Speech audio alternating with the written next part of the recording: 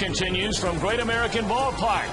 The opening game of a 3-game weekend series between the Chicago Cubs and the Cincinnati Reds. And hi again, everybody, alongside the Cowboy, Jeff Brantley. I'm Tom Brenneman. Welcome, as always, to Reds Baseball on Fox Sports Ohio. And finally, Cowboy, finally, that first win of the season yesterday. Well, it was awfully nice to watch Bronson Arroyo go out and basically have an instant replay of what he was doing last year. And you speak of instant replays, how would you like to have a Johnny Gomes instant replay every night? Let's take a look at it. In the 9th inning, Johnny Gomes in a 1-1 game, and just like that, one mighty crack of the bat, sending the Reds home winners by a final count of 2-1. And naturally, Johnny even excited at the ballpark today. It was exciting, but it's hard to say in this game. It was already yesterday. We're playing in town, and more league games. We got to win as many league games as we can. And that was a good win yesterday. We all threw a little party at home plate, brought the guys together early in the season. So we're going to try and see if we can make that roll. And, Jeff, as we talked about during the entire spring, the start of this year, the first 6 games here at home, you're right into the fire. The top 2 teams in the National League Central Division. Homer Bailey tonight. Well, you would like to believe that the glass is half full when you talk about Homer Bailey, and the glass being half full the last part of last season. Last 9 starts out of the 20 starts that he had, he was terrific. Really throwing a lot of strikes, very confident in the strike zone, not only with the fastball and the cut fastball, but the split finger as well. And it really meant a lot to him to do that well at the end of the season. Well, let's see if Homer Bailey can build on that late season success from 2009. We'll talk more about him and his mound opponent when we come back. The authority of the Cincinnati Reds may not be reproduced or retransmitted in any form, and the accounts and descriptions of this game may not be disseminated without the express written consent of the Cincinnati Reds. Each and every game, Reds baseball on Fox Sports Ohio, presented in beautiful high definition, courtesy of H.H. Gregg. Beautiful weather night, and for more details, the chief meteorologist from WKRC Television, here's Tim Hedrick.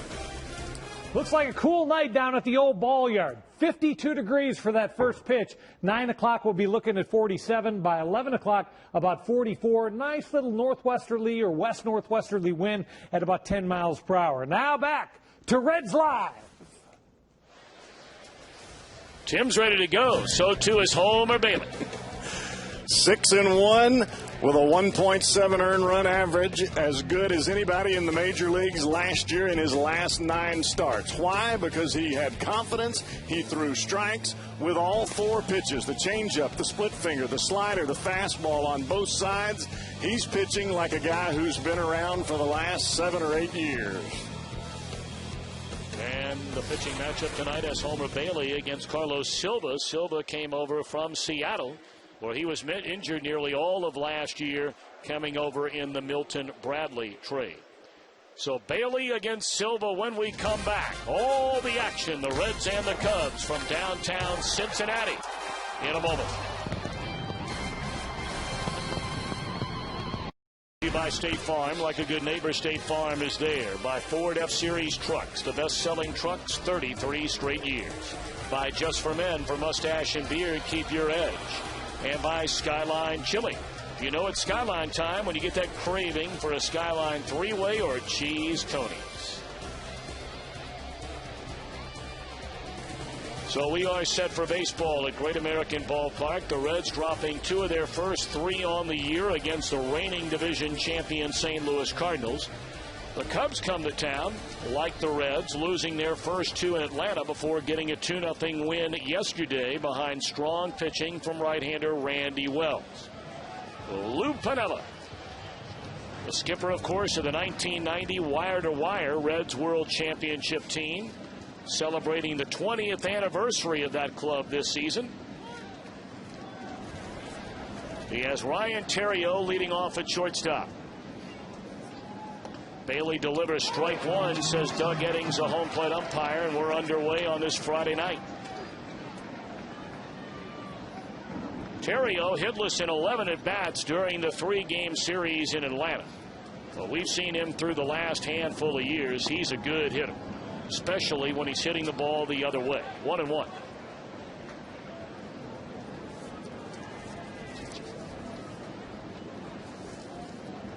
Terrio really the only stolen base threat in this entire Cub lineup. He hits the ball the other way, but Bruce is there for the running, juggling catch. One away. Let's take a look at Lou Piniella's batting order tonight. Following Terrio, the center fielder, the rookie Tyler Colvin. At first base, Derek Lee bats third. Aramis Ramirez in a cleanup spot at third. Xavier Nady, his first start in right, with Alfonso Soriano in left. Mike Fontenot at second. Coy Hill catching. The right-hander Carlos Silva. Overall season numbers for Bailey last year, the 20 starts, the 8 wins.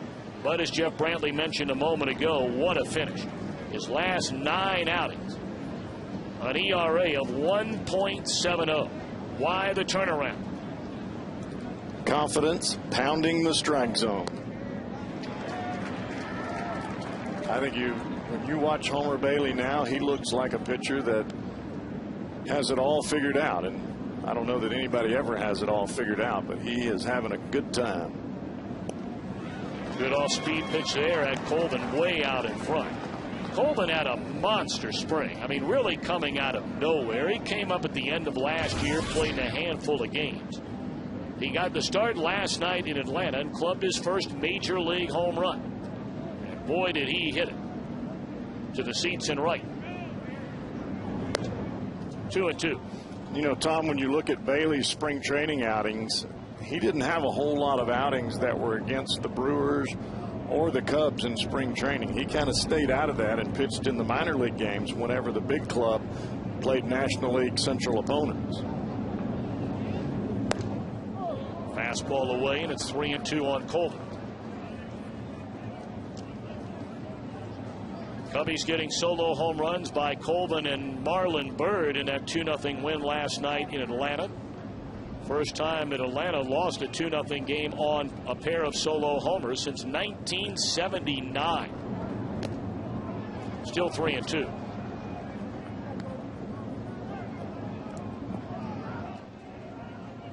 The Cubs in 07 and 08 National League Central Division champions. But then last year things did not go their way, slipping to second, but 7.5 games behind the division champion St. Louis Cardinals. And there's a 1-out walk. Good at bat by the rookie Colvin, and he's aboard for Derek Lee. The Reds stack him up defensively, presented by Ford. The hero yesterday, Gomes in left, Stubbs in center, again Jay Bruce in right. Same infield every game. Roland, Cabrera, Phillips, and Votto, with a battery of Bailey and Ramon Hernandez. Reds had a couple of errors in yesterday's ball game on the left side of the infield with the veterans Cabrera and Roland. I don't think you'll see that too often. Derek Lee looks at a fastball high for a ball. No, in fact, the opening day infield features 3 Gold Glove winners who have won the award a total of 10 times, including Roland, who has 7 Gold Gloves. Cabrera has 2.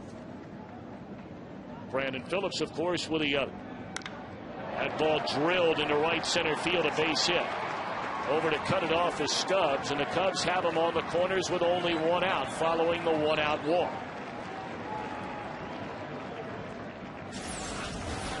Bailey is up in the strike zone a little bit with his fastball, and you can see Hernandez set up down and away. The ball is in the middle, and it's about mid-thigh high, and with Derek Lee at the plate, that's not where you want the fastball.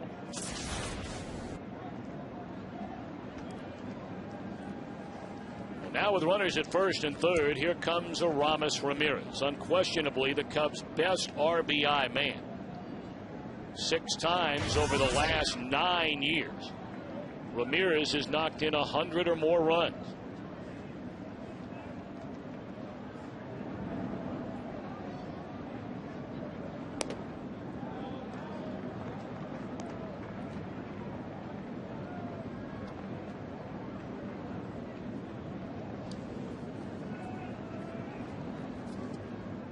Ramirez missed a pile of time last year, over half the season, when he injured his shoulder. But boy, when he's healthy, he's one of the better run producers in the entire National League. Well, he will change his swing in order to get the run in or to stay out of a double play. He'll do whatever it takes to get that run across the board.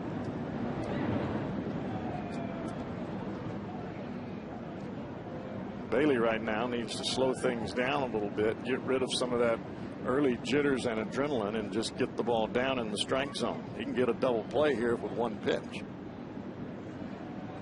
1-0 on Aramis Ramirez.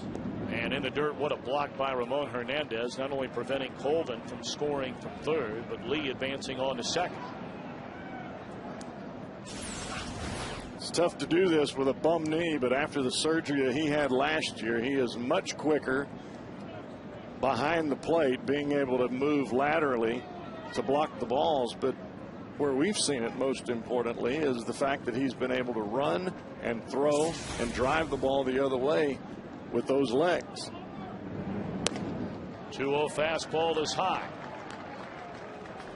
So Bailey struggling early on with his command here in the opening inning.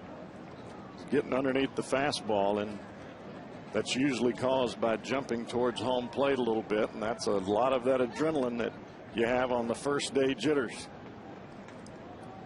3-0 on Aramis Ramirez. Lee at first, Colvin at third, and the 3-0 green light for Aramis, and he fouls it back. Through the injury and all last season, when he had the chance with runners in scoring position, no one in Major League Baseball hit for a higher batting average than Aramis Ramirez. A stunning .425 average. That's doing it. And that's why the Cubs suffered so much when he was out of the lineup. Ball driven into right field. Bruce will run it down, but it's good enough to make it 1-0 Chicago as the man who walked Colvin scores the game's first run. Well, if that doesn't illustrate the point that you made there, Tom, a 3-1 breaking ball, and a good one at that. And Aramis Ramirez stayed back. He'd already made up his mind he was going to drive the ball the other way, and that allows him to stay on the curveball and not roll over the top of it and hit into a double play. Has seen nothing but fastballs, and this is a pretty good breaking ball down in the strike zone, a 3-1 pitch, and he's still able to get it into the outfield and get the run home. So a 2 down, Lee at first, and here's Xavier Nady. Only one at bat so far this year for Nady, coming off of Tommy John elbow surgery. Swing and a miss. Much was made when the Cubs signed Nady as a free agent, knowing that he wouldn't be fully recovered as far as throwing the ball is concerned from that surgically repaired elbow. And they had said all along during spring training he would only play left field. A shorter throw in the friendly confines, but here at Great American Ballpark, the dimensions are a little bit different. As the ball gets away from Votto, there goes Lee, and the throw down is not in time. So very sloppy there by Bailey and Votto. Went right through Votto's glove. Evidently, the glove broke as he took the throw. We can watch the throw here. Watch it go right through his glove, right through the glove. You can see Votto look down just for a moment, and that gives Derek Lee second base. Boy, that's a surprise right there. You see Lee coming back to the bag. Watch Votto look down just for a second, and he looks at his glove. Hey, where's the ball going?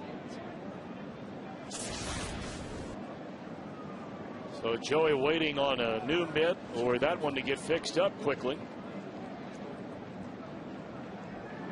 That'll be an error charge to Votto.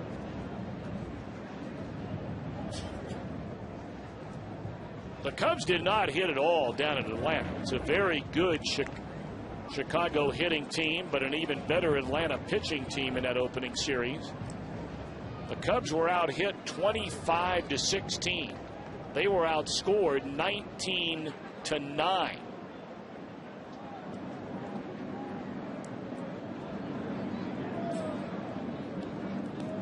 0-1 to Nady.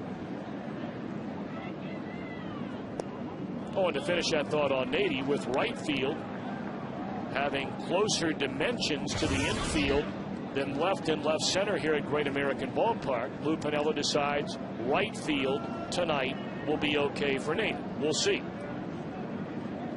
Well, he's just got to make sure that you get Fontenot out there in a hurry to cut the ball off and a ball in the gap.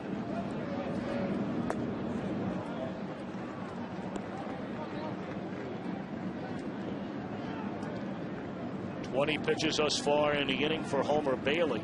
11 of those out of the strike zone.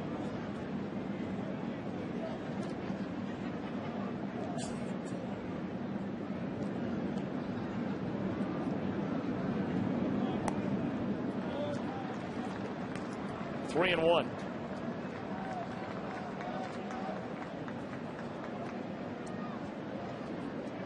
You know, Tom, it doesn't matter how much you prepare for the adrenaline, how much you tell yourself to calm down when you get out there. That first start of the year, that heart is pumping like nothing else. 3-1 the count on Xavier Nady, and there's a swing and a foul ball over the screen. 93-mile-per-hour fastball there from Bailey, and it runs the count full. Adrenaline is a great thing when you're running away from a bear, but it's not a real good thing when you're trying to slow down on the mound and throw a strike. Have you ever run away from a bear? No. No? I hope I don't ever have to.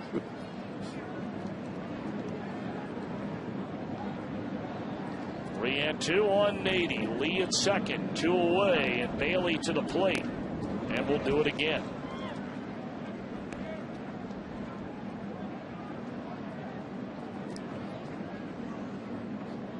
Bailey, only 23 years old, out of LaGrange, Texas. Selected by the Reds in the first round, the 7th overall in June 2004, of course, out of high school. Had he gone to college, this would be his first year as a professional.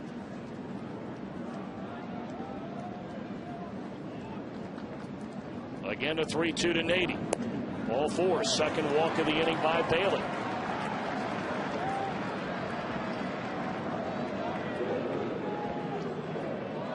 Brian Price, the first-year Reds pitching coach, going to come out and try and calm down Homer Bailey in what has been a very rocky opening inning. Got the first batter, Terry Owen, a fly ball to right.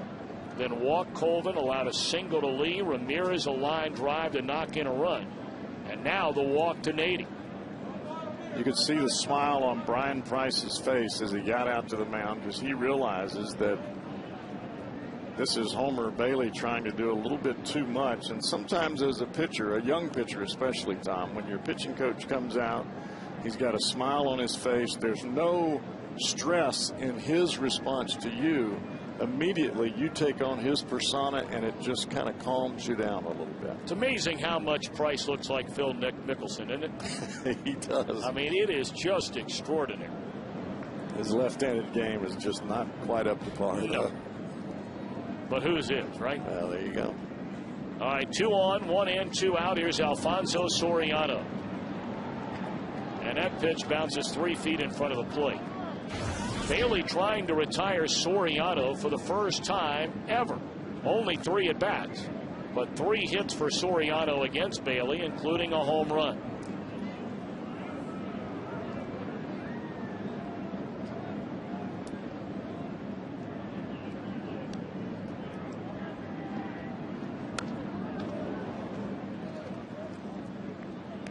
Much was made last year when Lou Piniella dropped Alfonso Soriano out of that leadoff spot where he had been hitting seemingly forever.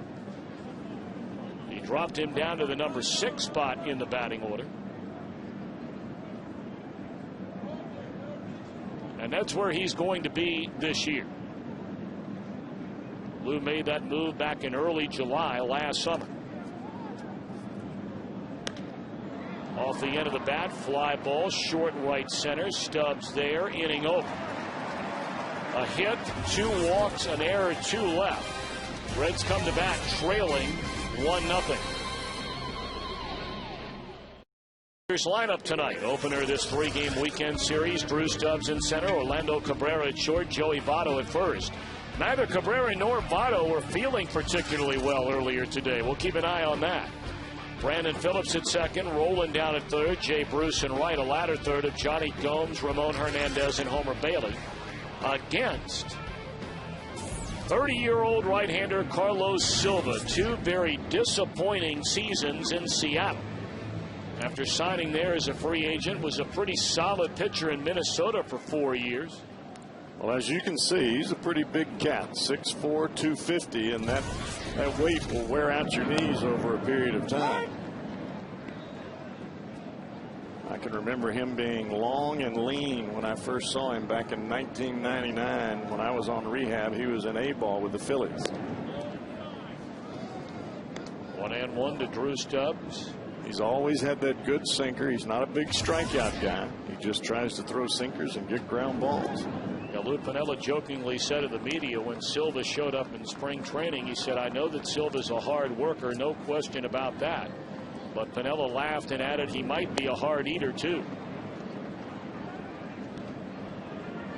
He's a big guy, and when you carry that much weight on the mound, his right knee was what went first.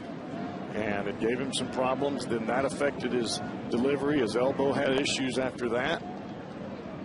And then he started having the shoulder problems. And when you get shoulder problems after you've had elbow problems, you're talking about the whole arm aching. And that was his issue in Seattle. 3-2 to Stubbs. And a ground ball foul. Well, Silva really a consolation prize, if there is such a thing, in that Milton Bradley deal. Cubs also saved $6 million, money that helped pay the salaries of free agent outfielders Xavier Nady and Marlon Byrd. But Silva's in line to make a pile of cash the next 2 years, $25 million. But you're going to get somebody to take Milton Bradley and all that he went through with the Cubs. You're going to have to take a risk on the return. And you're really risking that Silva can stay healthy, whether it's his knee or his elbow. 8th pitch in this at bat. And Stubbs, a fly ball into right field, pretty well hit. This ball is off the wall, and Stubbs can fly. This has 3 bases written all over it. And after the ball is bobbled by Colvin, Stubbs is standing at third. Xavier Nady played very little outfield in spring training, trying to get back from that Tommy John elbow surgery, and didn't look very comfortable going back on this ball. Well, this ball was hammered towards the wall, but even when he started to turn, he looked like he did a pirouette out there, looking right, then looking left, and by the time he got to the baseball, it had already hit the bottom of the wall and was headed back towards the infield. And man, can Stubbs run. He stands at third with nobody out. And Cabrera drills one into right field. This one caught by Nady, but after 2 batters, a triple, a sac fly RBI, and it's a 1-1 game. Nicely done by Orlando Cabrera. He leads the team with 4 RBIs. Well, that's the thing that I love about Cabrera. He didn't have the greatest of spring swinging the bat, but when it comes time to make sure you get the bat on the baseball to try to advance a runner or get the ball in the air to drive the runner home, he's been able to do that with some pretty good success, not only here but over his career. 1 in, 1 out. Here's Joey Votto. Quickly down a strike. Votto 5 hits in his first 12 at bats this season, including a home run. Silva's not going to give you a whole lot of breaking balls, especially with the elbow issue. It's going to be sinker and it's going to be changeup.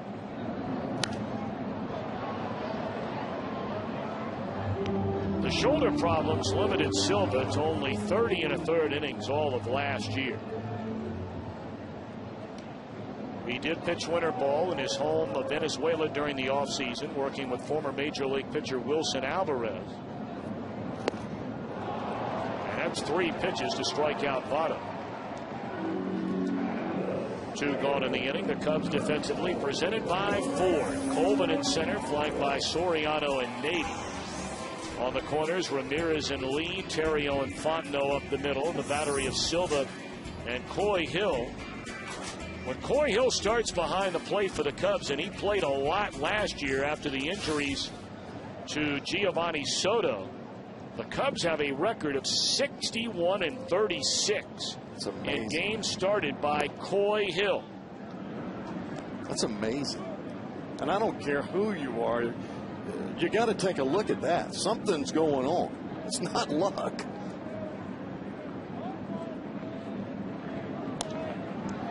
Phillips, a fly ball into center field to back up Colvin, but will end the inning. But a scoring inning for the Reds, and the one tied at 1.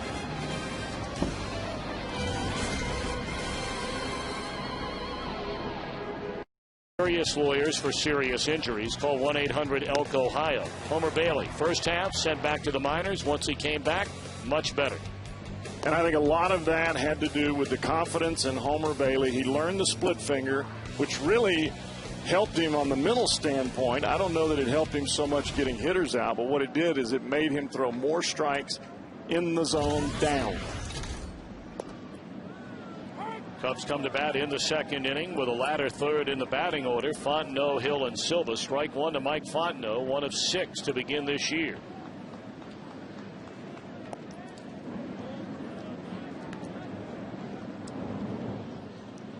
Fontenot trying to hang on to his job at second base. Jeff Baker, once he came over last year, saw a lot of playing time. In fact, Baker started the game the win last night in Atlanta. Cabrera races to the outfield, but a half step short, and that'll be a broken bat single for Fontenot to begin the inning. Talking about getting a base hit by a hair, and Cabrera gets a good break on the baseball, and that ball just evades his glove ever so slightly.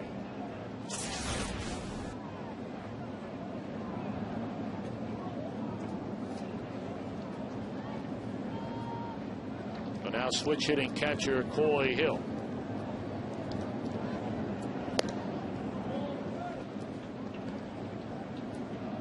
Hill, 30 years old, from Oklahoma. Beginning his 4th season in the Cubs organization after signing back in 2006 as a minor league free agent. But he got a lot of playing time last year, his first full year in the major leagues.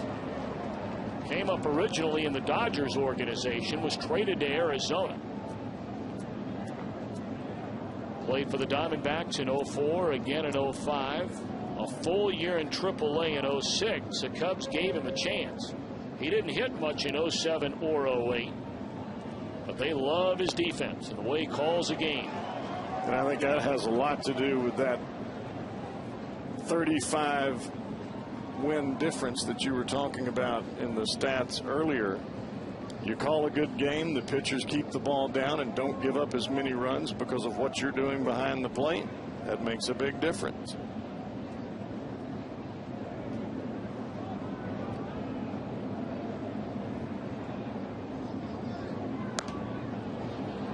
Still 1-2 on Coy Hill.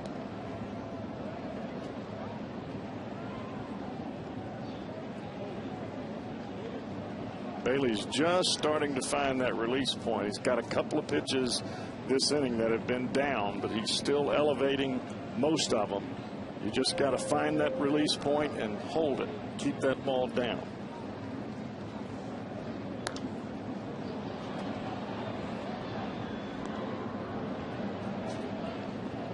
Reds and Cubs will play a day game tomorrow. Only a couple of day games on Saturdays. In fact, a total of 3 during the course of the entire year. 2 of them will come in the month of April. I mean, obviously, we have been blessed with unbelievable weather. I mean, arguably the best in the history of the city so far here in this month of April. Temperatures regularly until today have been in the mid-70s, low 80s. Expecting more of the same tomorrow and Sunday. Once May comes around, you can pretty much take it to the bank that Saturday games will be played at night.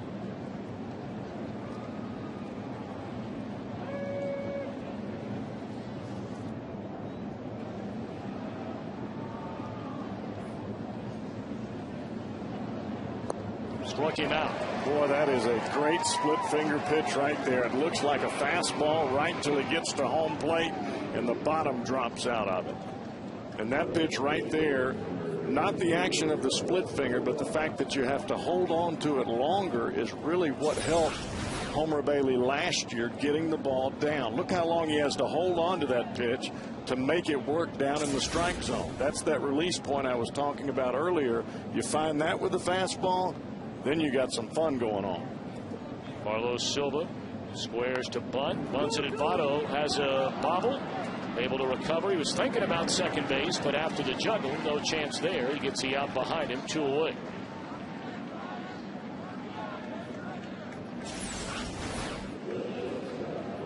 Votto's always thinking about second base, and he's always going to anticipate second. But if you do something where you bobble the ball or you just don't get it cleanly, or when you glance to second you don't have a play, you can always plant the foot and make the throw to first base. Fondo stands in scoring position with 2 away, and here's Terrio flied out to Jay Bruce his first time up.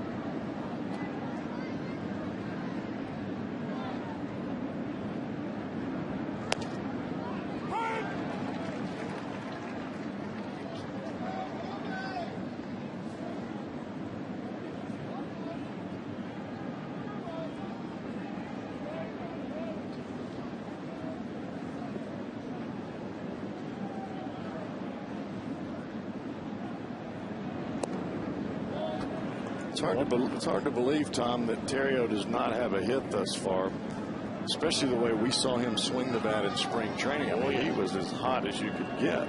But I wonder if the pressure of Starlin Castro and Jeff Baker, the 2 middle infielders, is starting to heat up here.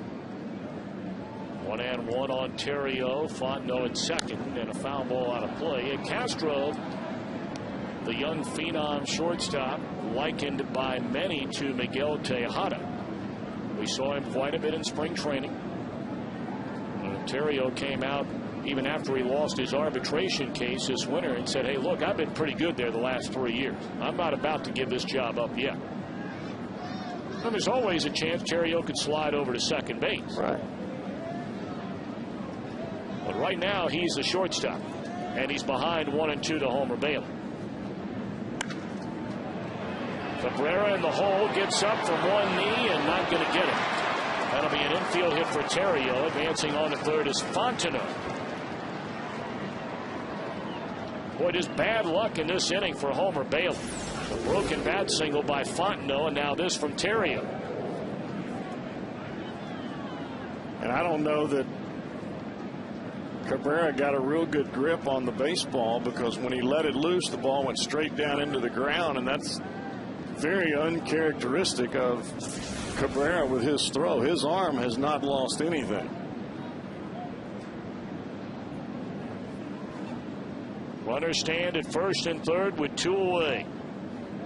Tyler Colvin, the rookie center fielder, walked and scored in the first inning. And another terrific block on a pitch in the dirt by Ramon Hernandez.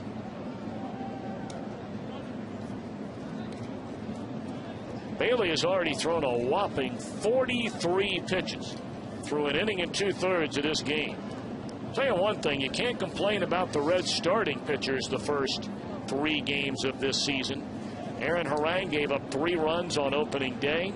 Johnny Cueto, 6 innings, 2 runs, and then spectacular work again yesterday from Bronson Arroyo, giving up just the 1 run.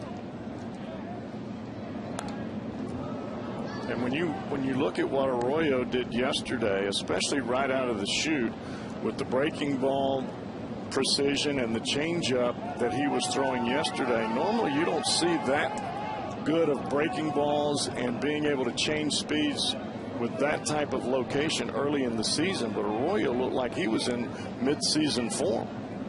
Of course, he got hit on the calf. That line drive off the bat of Colby Rasmus. There was some fear. There goes a runner first to second and fouled out of play. There was some fear that Arroyo might miss his next scheduled start down in Florida the early part of next week, but he felt much better today, and the Reds feel like he'll be ready to go.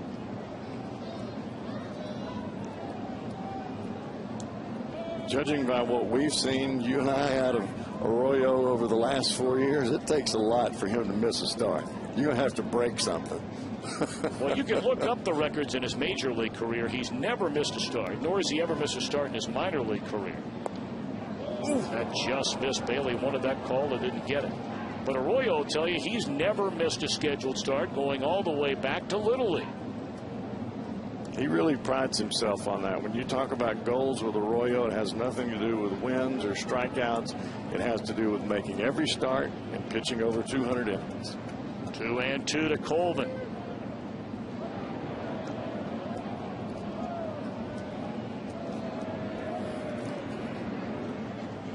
You never know how any game is going to play out. We're only in the second inning, but right now this appears to be a very, very important batter in this game. Knowing Derek Lee is coming up next, 2 outs, and a bouncing ball to Votto, and Bailey wiggles off the hook. Reds come to bat in the second inning in a 1-1 affair. Today, player hits one of the Toyota signs, that new one we talked about on opening day out in left center field, or the one in deep right center.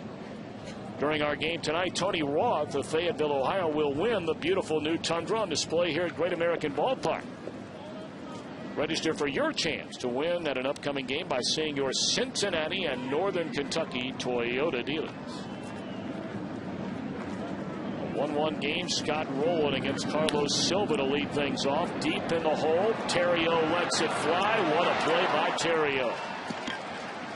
Almost the identical spot that the ball was hit to Cabrera. And Cabrera had to bounce the ball to first. Terrio was able to get the good grip on the baseball. And when he stops on that slide foot, pops him straight up, and he throws a bullet to first base.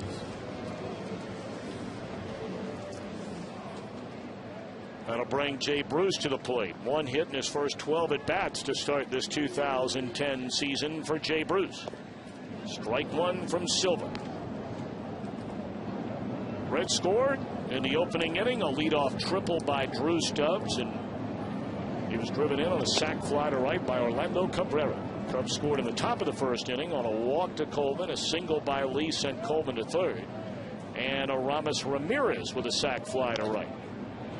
Bad luck for Bruce there. Hit the ball right on the nose, and Derek Lee feeds a covering Silva in time. Now the Cubs had the right book on Jay Bruce in that at bat. Wow. Jay has hit some balls lately that had been right on the screws and no reward for it.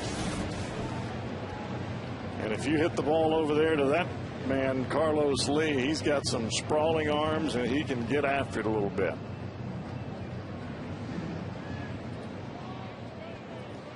Johnny Gomes in the 9th inning yesterday, propelling the Reds to their first win of the season with a solo home run off Jason Mott, and the celebration was on. Oh, what a cut there. As they say in baseball jargon, he ain't getting cheated. No, he's not. Sometimes I wonder if he sees it, he swings so hard. Got to see a chiropractor after he swings and misses. Mercy.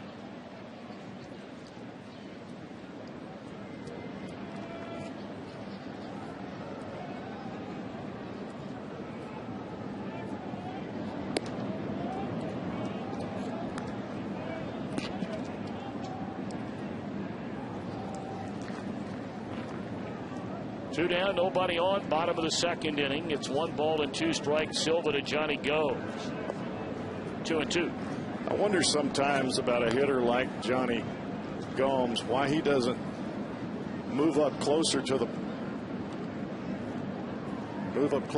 plate and bring that foot back up in here a little bit.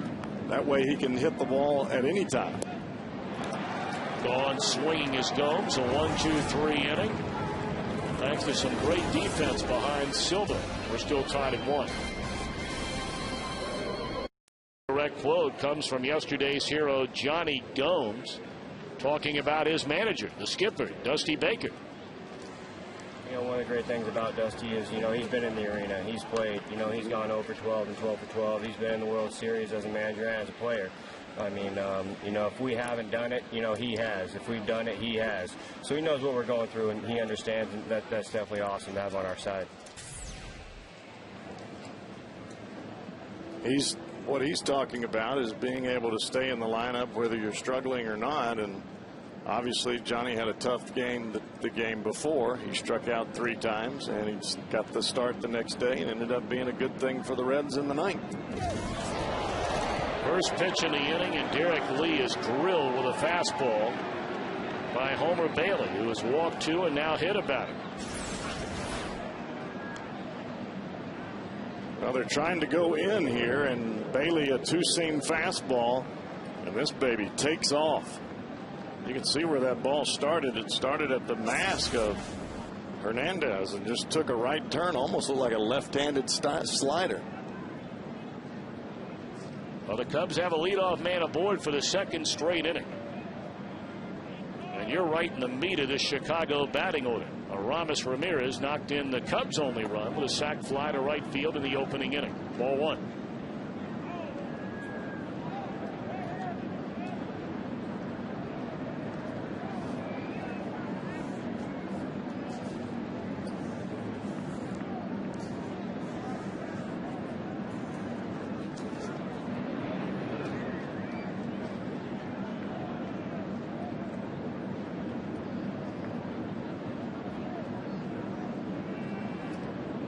We understand downstairs that we're having some technical issues as far as our telecast in high def tonight.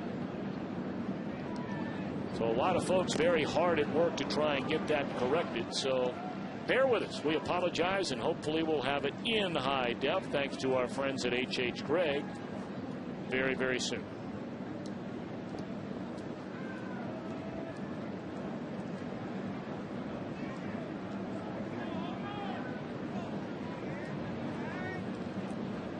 One ball, 1 strike on Aramis Ramirez.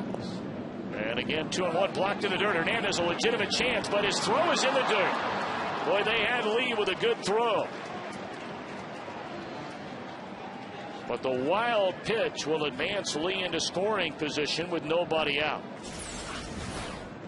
Some awfully good base running there by Derek Lee. As soon as that ball hit the ground and bounced up, and he saw it get away from Hernandez, he was gone. And even with the hop, you're right, Tom, they had him dead to rights. Why all the pitches early on in this game in the dirt from Homer Bailey? I think he's really trying to find that release point. He was up early. Now he's trying to get the ball back down. And sometimes when you're trying to fight to get the ball back down in the strike zone, you hold on to it just a tad too long, and that's what we're seeing here.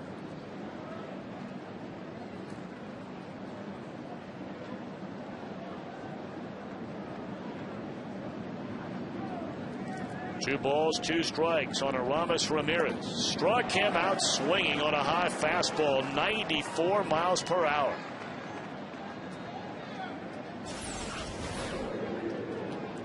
High fastball. He had gotten 2 strikes that were knee-high out in that same area. Right on the outside corner, he raises the ball up about a foot. And Ramirez tries to make the adjustment down, and the ball ends up being up around the letters. Almost makes you wonder if one of 2 things happened there to Ramirez as it strike 1 on the outside corner to Nady. Either 1, he wasn't sure how many strikes there were in the at bat, or 2, he got hurt after he swung and missed. Definitely looked like it was a little different kind of swing. Well, and he stood around the plate after he had swung and missed for, 3 or 4 seconds. In fact, the on-deck hitter, Nady, I think, was confused. There's a liner into left field, and that ball will sail over the head of Johnny Gomes. Throw goes into second base, and a long single by Nady gives the Cubs their 2nd lead of the game. It's 2-1. Anytime you throw Xavier Nady a curveball for a strike, this is what happens, and you can put it in the book. He is an awfully good breaking ball hitter, and he has been ever since he came to the big leagues. If you throw it for a strike, he's going to hammer it.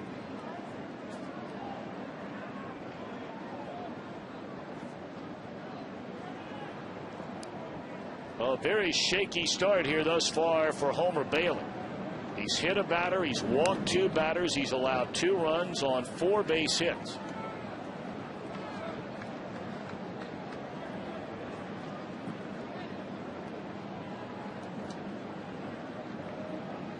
The 1-out walk in the first inning came around to score. He hit Lee to begin this inning. He comes in to score. 0-2 on Alfonso Soriano, who popped up to Stubbs in shallow center, ending the opening inning.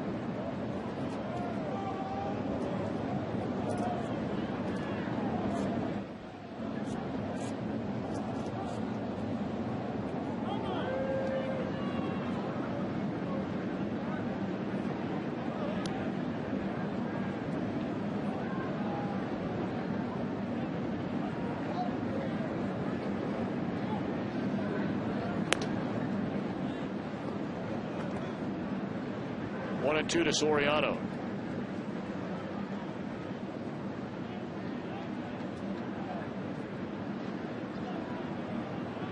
Tried to get him on a high fastball. He may go back to that spot again, either that or that slider way off the plate. Fastball up and in, and Soriano gone swinging. Second strikeout of the inning, 3rd in the game for Homer Bailey. Well, get pumped up for Reds baseball. Visit any Greater Cincinnati, Dayton, or Columbus United Dairy Farmers location and receive a half-price discount on Reds tickets with your purchase of a minimum of 8 gallons of gasoline.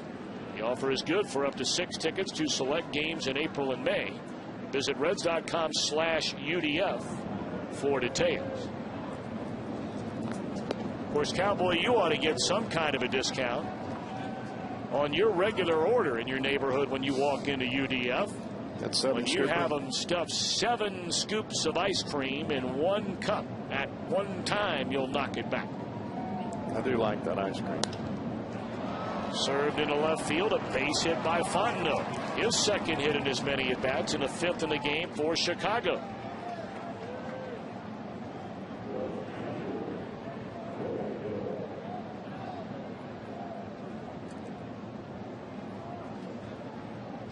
Well, you can see Bailey really trying to push through this and keep his team in this game.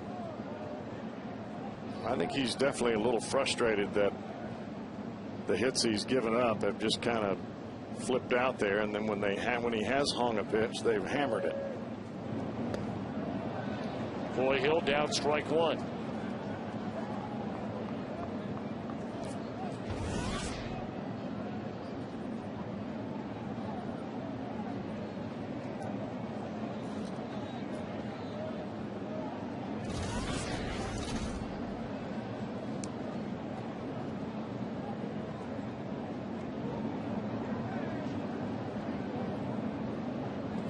At second base, Fontenot on at first, 2 outs, 0-1 to Hill. There's a fastball, strike 2.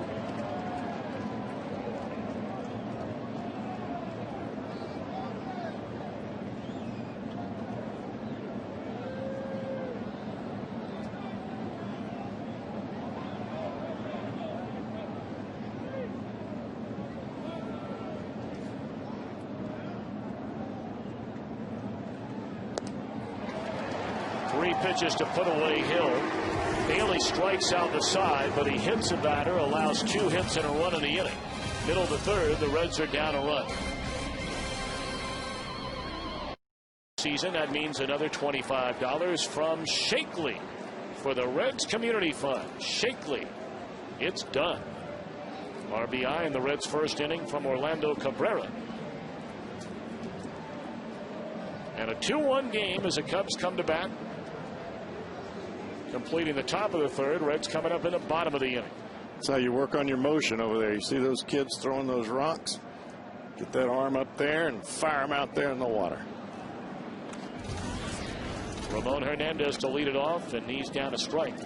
Boy, still daylight left here, and you look across mighty Ohio into the rolling, picturesque hills of the Commonwealth. Of course, that's along the riverfront there, and those youngsters will make their way home somewhere around that neighborhood. Out to get it is Terrio. He's made 2 outstanding plays in the game tonight. Boy, the Cubs brought their A game defensively. That is 3 lights-out plays.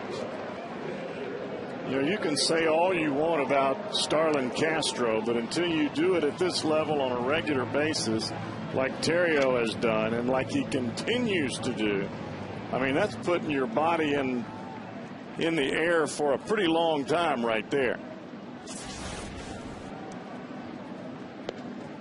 Homer Bailey looks at a strike.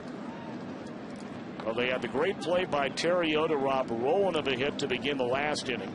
The very next batter, Jay Bruce, hit a missile up the first base line. Derek Lee able to get a glove on it and then snatch it out of the air and get the out at first. And now that play by Terrio again. And a base hit by Homer Bailey. Terrio won't get to that. You know, he didn't show it last year, but it stands to reason that Bailey would be a pretty decent hitter. He's a very good athlete.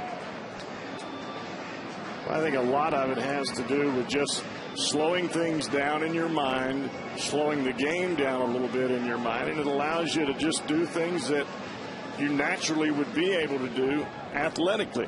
And Homer's a pretty good athlete. So now Drew Stubbs, who tripled over the head of Nady into right field in the first inning and scored the only Reds run.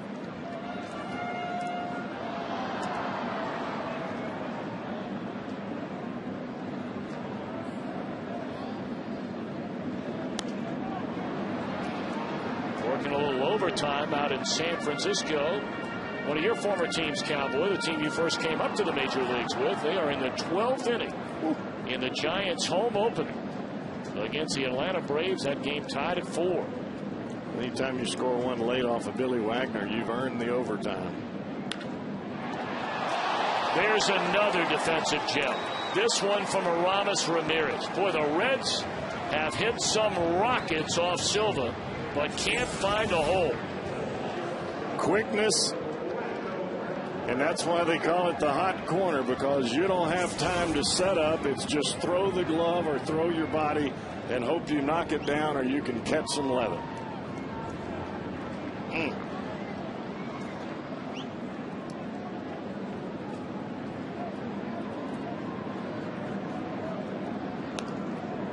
Cabrera hits it foul off the end of the bat. Strike 1. Orlando knocked in the only Reds run with a sac fly to right in the first inning.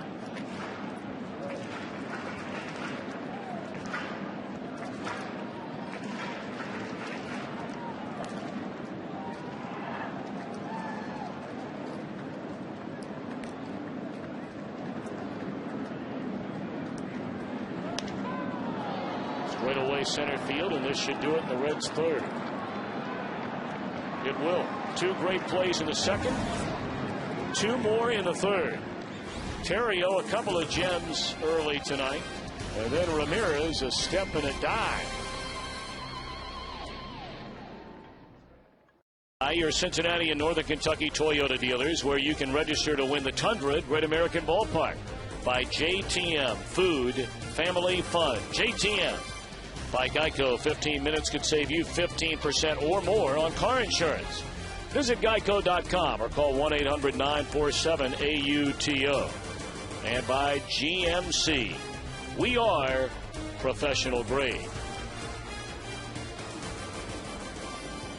Early standings brought to you by Honda in the National League Central Division. Milwaukee and St. Louis will begin a series later on tonight. Pirates surprising the Dodgers, winning 2 out of 3, and Houston swept 3 in a row by the Giants in their home ballpark. Giants playing some pretty good baseball. 3 in a row against Houston and then score a run in the 9th off Billy Wagner. Not bad. Homer Bailey hoping for, quite frankly, needing an easy inning. 64 pitches through the front 3 for Bailey. He's allowed 2 runs, 5 hits, walked 2, and hit a batter. And has fallen behind Carlos Silva 2-0 to begin the 4th.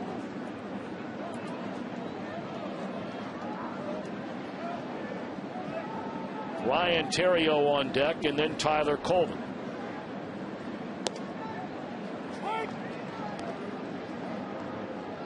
He's still not comfortable with that release point. As you can see him, it almost looks as though he's throwing darts on some pitches.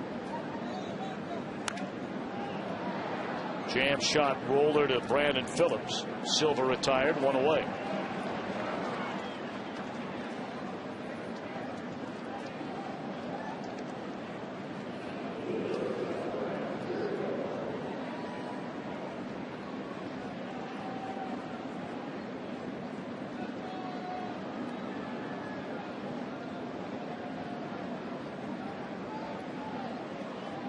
Ryan Theriot fried to right leading off the game, then had an infield hit in the second.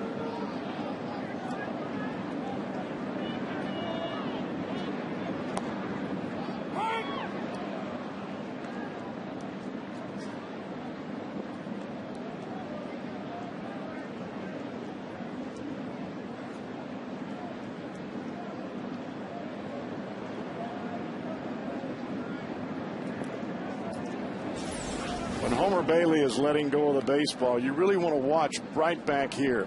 As long as he can keep that weight back on this back leg here, it allows him to get the arm up here where he needs to drive the ball down towards home plate.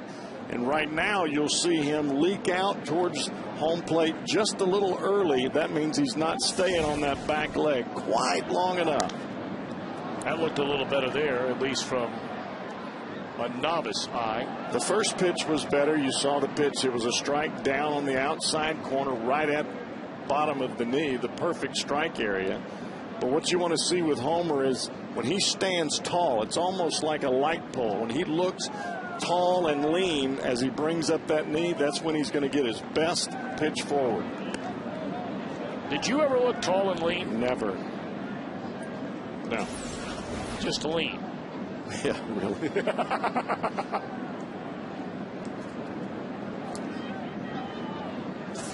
Homer has, once he gets that release point down, it'll come to him in a hurry. That's why the more times he throws that split finger, the better off his fastball is, because the split finger, you have to hold on to that pitch longer than you do any other pitch you throw.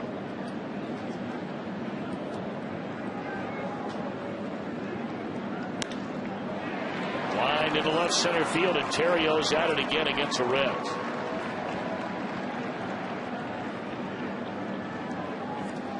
Theriot, one out base runner. Time for our AT&T trivia question tonight. Who are the first and last catchers to win the National League's Rookie of the Year award?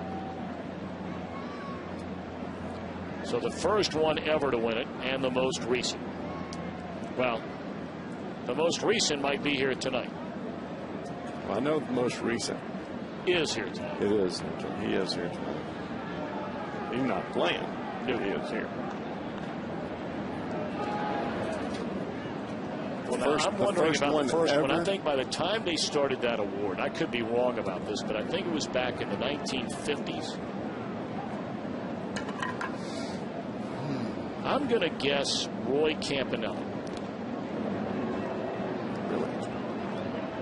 I'm being told I'm wrong. So maybe it started a little bit after Roy Campanella.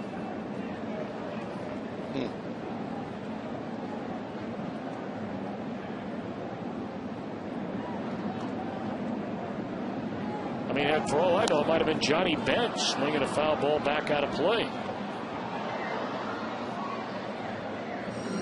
He came up in what, 1968? Is that the year Bench came to the major leagues?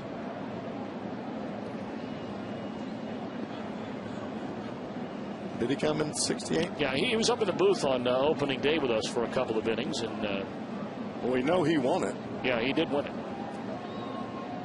I knew that award wasn't just some award that's been around, you know, seemingly forever. Like Yogi Berra or somebody like that. Yeah. No. The award is named in honor in the National League for Jackie Robinson. But they had been giving away the Rookie of the Year award long before it was dubbed the Jackie Robinson National League Rookie of the Year award. And if I'm not mistaken, the Dodgers are still the team that has won it more. Had more National League Rookies of the Year than any other team. Good breaking ball there by Bailey. That's a great pitch sequence right there. He threw the split finger the pitch before, and you see Colvin lean off of it. Well, if he's going to take my breaking ball, well, let me just throw this curveball right in there.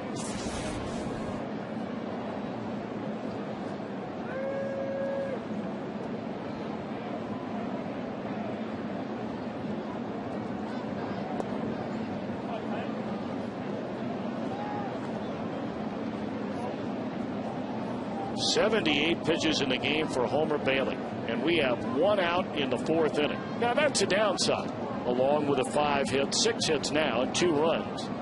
The hit batter and a couple of walks, but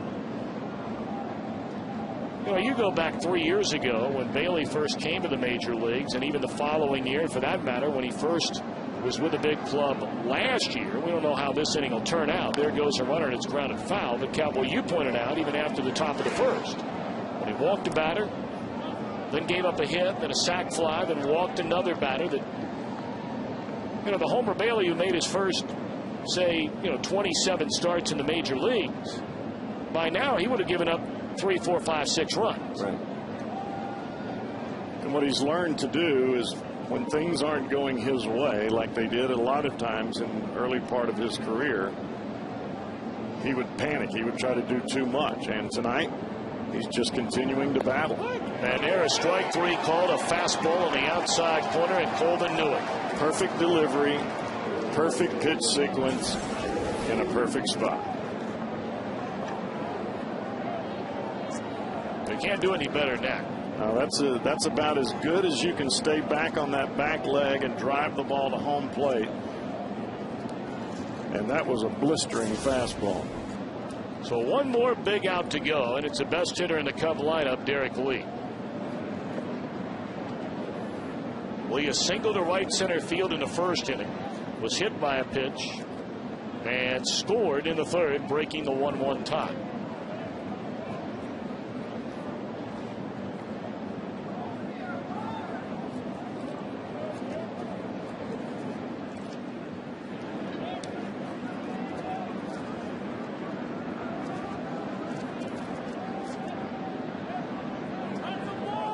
And that is a balk by Bailey.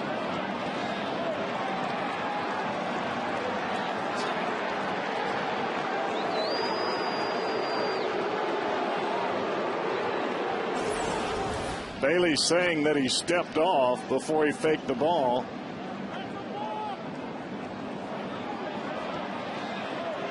It happened way too fast. He's not going to get that call from the umpires. Boy, and that is a serious mental mistake there by Bailey. Well, because a balk is still deceiving the runner, and that was some semblance of deception whether you stepped off or not. It did not look like he stepped off all the way back behind the rubber. So now you have a runner in scoring position. 1-0 to Derek Lee. And it's 2 balls and no strikes.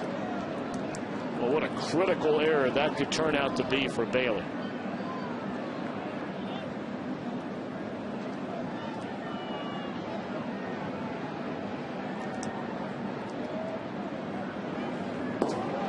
This one thrown all the way to the backstop, and on to 3rd goes Terrier. Well, he definitely crossed up Hernandez there. Hernandez put down one sign, Bailey threw another, and after the step off, you can understand that that is shaking up Bailey a little bit. He's going to have to get it back together here quickly. Got your catcher looking for a breaking ball, and you throw a fastball. It's a good thing that was way over his head. So now the runner stands at 3rd. Lee will get the green light, 3-0. Yep, fouls it away. There's not a lot of fooling around. Talking about a couple of veteran hitters in Lee and Ramirez. One of the few back-to-back hitters in many lineups around baseball. In fact, the overwhelming majority, and I don't care what 3-4 hole hitters you're talking about, very few will swing at as many 3-0 pitches as Lee and Ramirez will. And for a lot of hitters, you have to prove to your manager that you're going to swing at a pitch that you know you can drive, not something that bounces up there in front of home plate. And also the fact that when it's 3-0, you're going to come unglued. You're not just going to try to tap one over to the right side. 3-0 is a pitch. You're looking for something fat that you can hit out. 3-2 now on Derek Lee. Here it comes. And we'll do it again. That fastball 95 miles per hour from Homer Bailey. Well, it looks like Homer has started to get a little bit more grip on that baseball, and he's really riding that back leg right now. The velocity is climbing and the pitches are starting to get down, but this cat's dangerous. Base hit into center field, and the Cubs lead 3-1.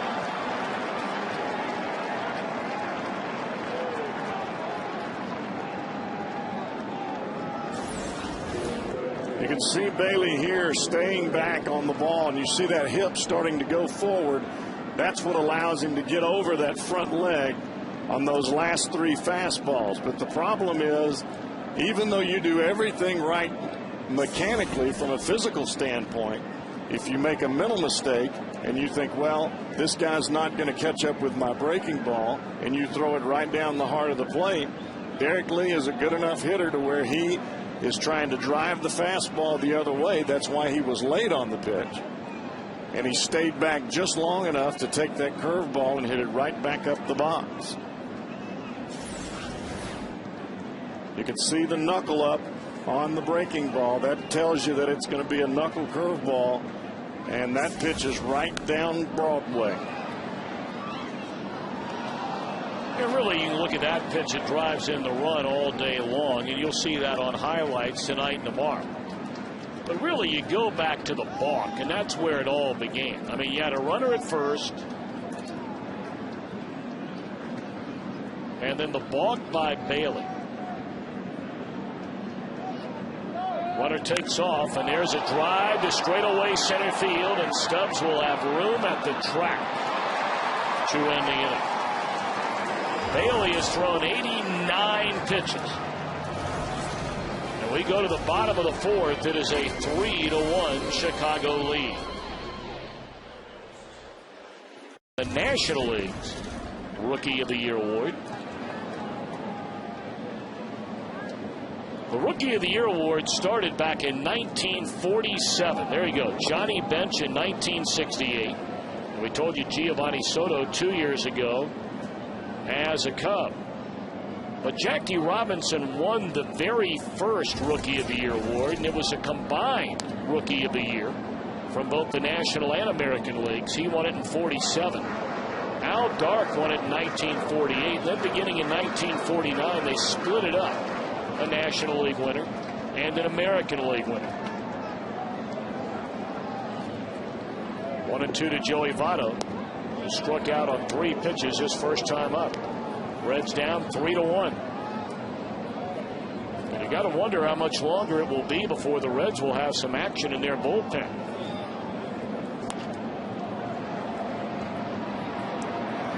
Votto a tapper to the right side, and Fontenot throws out Votto.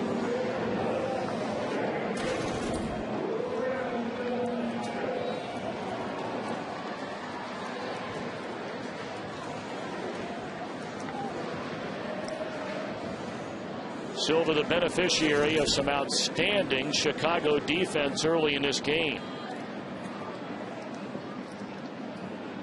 2 made by Terrio, 1 by Derek Lee, the other by Aramis Ramirez.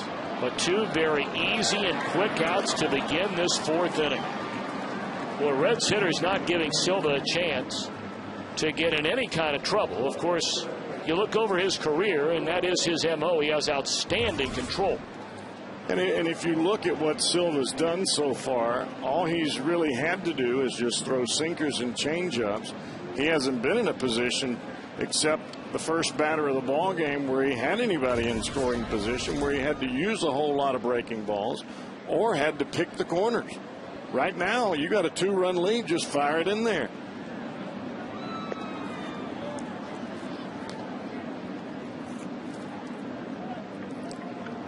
Scott Rowland had a hit taken away on a hard hit ball deep in the hole at short on a sliding pickup made by Terrio, and he's right there again. 1, 2, 3. on a handful of pitches. We go to the fifth. Cubs lead 3-1. Returns to Fox. Albert Pujols and the Cardinals take on Prince Fielder and the Brewers in an early season showdown. Some will see the Yankees and the Rays. Fox Saturday Baseball returns tomorrow. Special time of 3 p.m. Eastern. Following this weekend baseball at 2:30 in the afternoon on Fox. Check local listings for the game and start time in your area.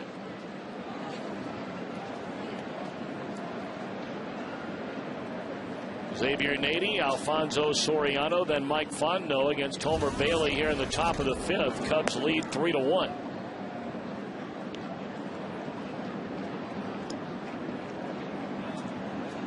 Nady in his first start of the year has been aboard twice. A walk in the first inning, a run-scoring single to left in the third. And Bailey, a pattern pretty much set all night long, has been falling behind Chicago batters. 2-0. Micah Owings warming up for the Reds in the bullpen.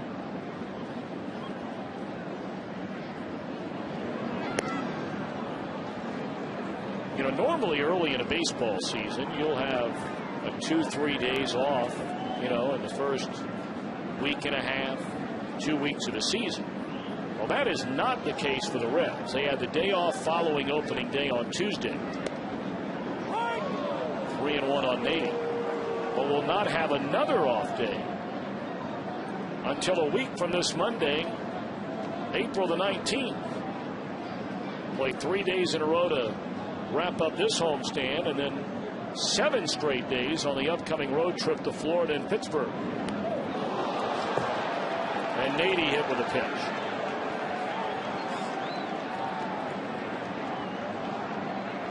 Well, we invite you to join the Reds day after tomorrow on Sunday. The first 20,000 fans through the gates receive a 2010 Reds magnetic schedule. Those things are sweet. And the logo car magnet, courtesy of PNC. Get your tickets now for that game or any game. 513-381-REDS or go to Reds.com. How much longer do you stay with Homer Bailey? He's hit 2 batters. He's walked 2 batters. There's ball 1 to Soriano. And he's knocking on the door of 100 pitches. And we just started the 5th inning as Micah Owings is getting loose, it appears, quickly. The thing about it is Micah is not used to getting loose in rapid fashion, so you've got to give him some semblance of time.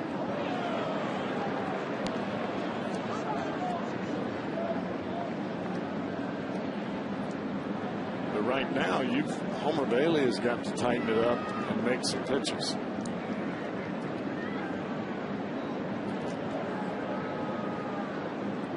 Dusty Baker was talking before the game on Wednesday, the second game of the year. You know, why the change of Johnny Cueto pitching in the second game rather than Bronson Arroyo? Said it's very simple. He said, you know, track record wise, Aaron Harang and Bronson Arroyo pitch a pile of innings. I mean, you're talking about numbers 1 and 3 among all National League pitchers over the last 4 years. That duo in the entire league. He said, and then if I started them that way, I'd have Cueto, a young pitcher, Bailey, a young pitcher, and Leake, who's never thrown a pitch professionally in his career, going on 3 straight days. Got to give that bullpen a rest. High fly ball to right center field. Bruce will give way to Stubbs for out number 1. And really, that is it is a very interesting point and decision. Because I think everybody and his brother, you know, looked at what Bronson Arroyo did last year, and they said, how in the world is this guy not the opening day starter? He won 15 games. Harang coming off a down year. And Bronson, you know, said, hey, I'm not interested in all the hoopla and that kind of thing. Harang's been down this road before, that's fine. But then no Arroyo game 2. But when it's all said and done, what Arroyo said actually helped him be able to do what he needed to do in game 3. And Cueto pitched awfully good in game 2, good enough to win. Sure did. 6 innings, 5 hits, 2 runs.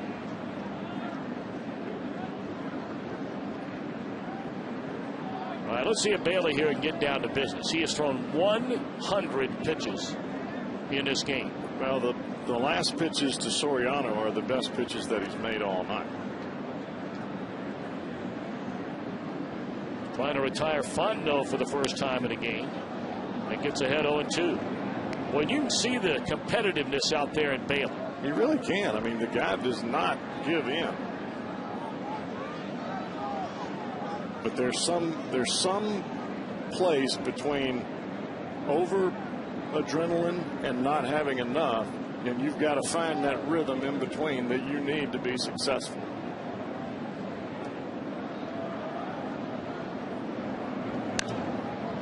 He will retire Fontenot for the first time, it appears. 2 away in the inning. And a good split finger there had Fontenot out in front, and he had to just flip the bat out there to make contact. You can watch Bailey right before he starts to go to home plate. He digs that finger down in there. And that split there really didn't do a whole lot. It was just enough off speed to have Fontenot out in front. Well, now Bailey trying to get through the 5th. Runner at first, 2 away, and here's Hill, who has struck out swinging twice. 0-1. This is a point where Bailey has to know he is overpowering Coy Hill. You just don't want to make a mistake in the middle of the area that he's swinging at.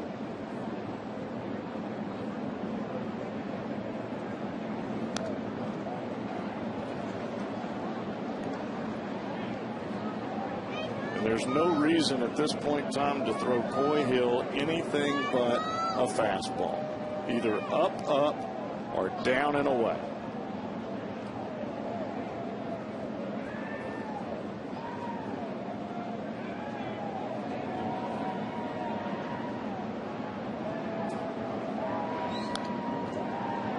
Not up enough for the fastball. Hill fouls it away, still 0-2. Well, Hernandez wanted that pitch down, and Bailey knows that he's overmatching Hill, but you still have to make a pitch for the strikeout. If he ends it here, he may get another inning.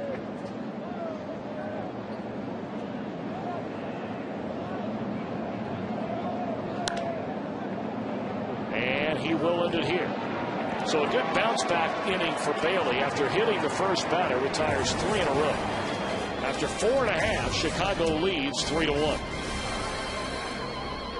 Hard blast, and that it was off the bat of Johnny Gomes yesterday to end it. 2-1 Redlegs, first win of the year.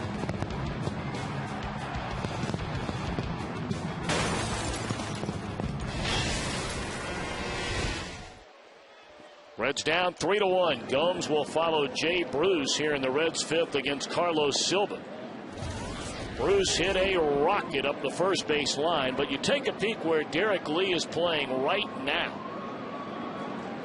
He's only 2 steps off the line, and that's exactly where Bruce hit it. And Silva, a ground ball machine ever since. Now he's making it look real easy so far here tonight. Reds fans, have some fun in the kitchen with family and friends this summer using JTM beef and chili chicken Philly kits or their beef hoagies. JTM, food, family, and fun. Barely got that out. Because you were thinking about knocking one of them back. Yeah, I'd like to see Johnny knock one back. I mean, you did some major league damage to that Penn Station before the ball game tonight. I do like Penn Station subs. What'd you have? I just had a regular Philly cheesesteak. I didn't even know what they were before I moved to Philly to when I played there. After eating Pat's and Geno's and a couple other places about every other day. Kind of get used to liking them.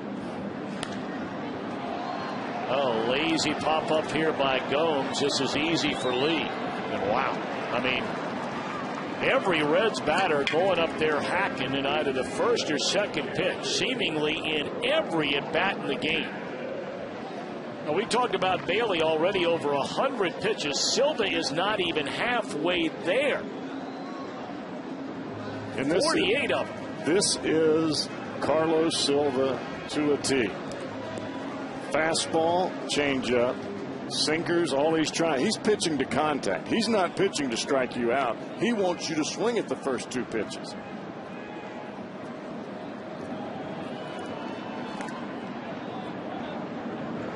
Silva allowed a triple to the very first batter of the game. He then retired Cabrera, who knocked in the run with a sac fly. And only 1 Red has reached since the triple by Stubbs. That was a 1-out single by the pitcher, Homer Bailey. And there you see the differential. This ball tagged by Hernandez, and it will go to the wall. Hernandez making a turn. He's coming into second base. Here's a throw and a slide. He's in there.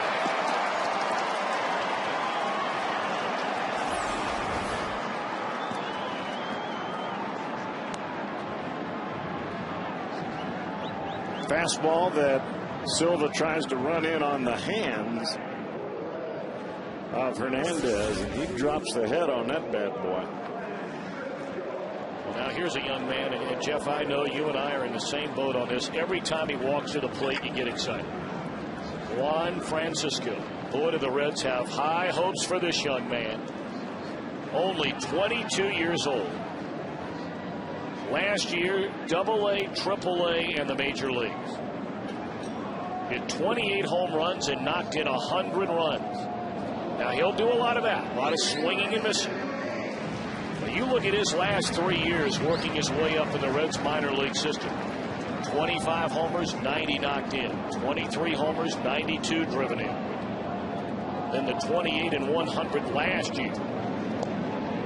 Started 2 and was able to check his swing 1-1. But if you look at Pablo Sandoval, the outstanding player for the San Francisco Giants, playing on the corners, 3rd and 1st, he came up with the same type of strikeout numbers that Juan Francisco did, and he shortened his swing and got much better. Got underneath that one and hits it a mile high in the air. And that'll do it in the Reds' 5th. We go to the 6th. Cubs still lead by 2.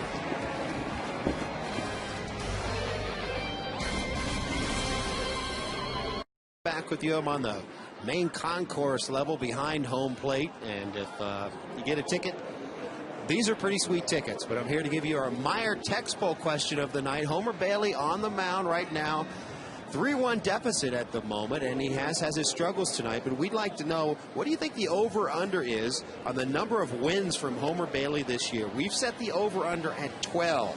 Text 1 if you think he's going to have more than 12. Text 2 if you think it's going to be under. Text your votes to 37664.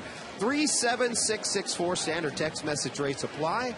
We'll have the results coming up. And Tom and Cowboy, I bet you overwhelmingly, if people voted before this game with all the optimism, might have voted over. But after tonight's performance, who knows? We'll have to see. Well, Cowboy, I know that you are already logged in and text in that you believe it's over. And I'm with you on that. I think it'll be better than 12.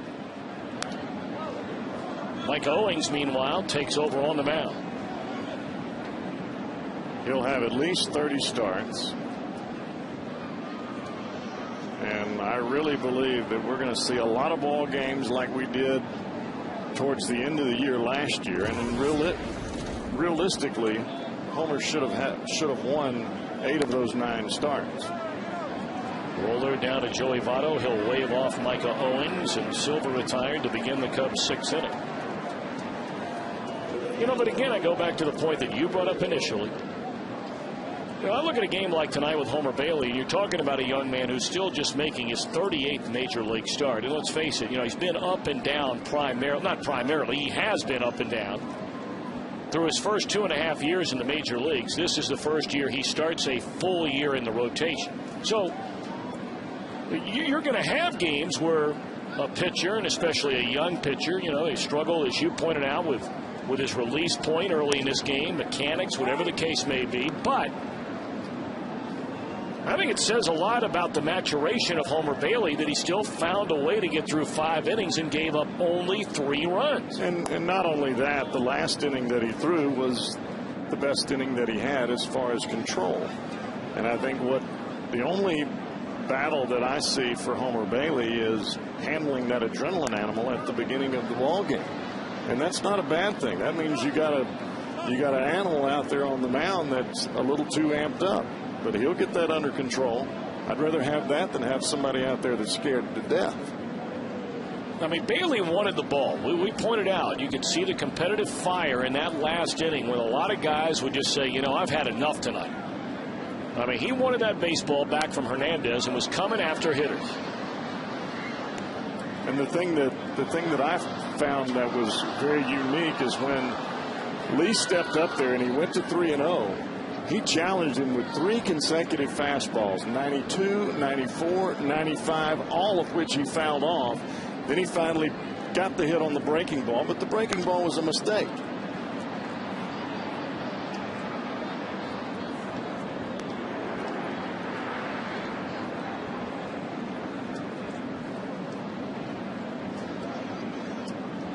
That's the benefit of having young pitchers. You got a new pitching coach, and I really believe that Brian Price is going to make a lot of difference in this ball club, especially when you're talking about the young starting pitchers. He's had a bunch of them, and he's done awfully well with the ones he's had.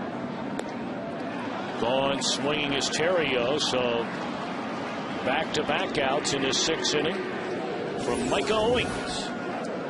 Breaking ball from Owings starts on the outside corner and just cuts right off the plate. For me and my money, Micah Owings, for 2 or 3 innings, he's awfully good. He's a competitor. He throws strikes. He's not overpowering, but he keeps the ball down. And in that starting role, you're asking a guy to go 5 or 6, and that's just past where I think his fatigue area is. Owings last year, 6 wins, 11 losses, an ERA of 5.5 in his 19 starts. But an ERA right at 3 in his 7 relief appearances. And I got to tell you, Cowboy, I know you agree, but for those that have never had a chance to meet this young man, I'm not sure there's a guy on the team, and there are a lot of great kids on this team. I'm not sure there's a young man you root for any more than Mike Owings. I mean, both my kids who have a chance occasionally be around some of these guys, and they're very fortunate to be in that position. Hands down, their favorite player on the team is Micah Owings. No doubt. Because, as my son Luke says, he can pitch and he can hit. A freeze cam. Some wildness tonight from Homer Bailey. Hit a couple of batters, had a cross up with his catcher at the plate, and throwing one right by the umpire's ear. But at the end of the day, despite 7 hits, 2 walks, 2 hit batsmen, 11 base runners in his 5 innings, only 3 runs allowed by Bailey. That was a Coors Light freeze cam brought to you by Frost Brewed Coors Light. All right, top of the order now. Here in the Reds' 6th inning, trailing 3-1. This is a point where you would really like to see the Reds make a move. You got your top of your order up there.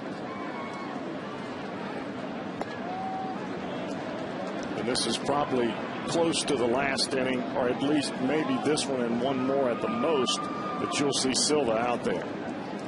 This first Reds batter I can remember going 2 pitches in any at bat all night without swinging. And of course the next one he swings and on a 2-0 pitch, a 1-hopper down to third.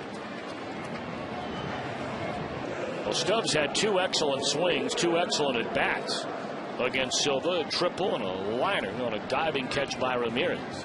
But now the 1-hopper to begin the 6th inning.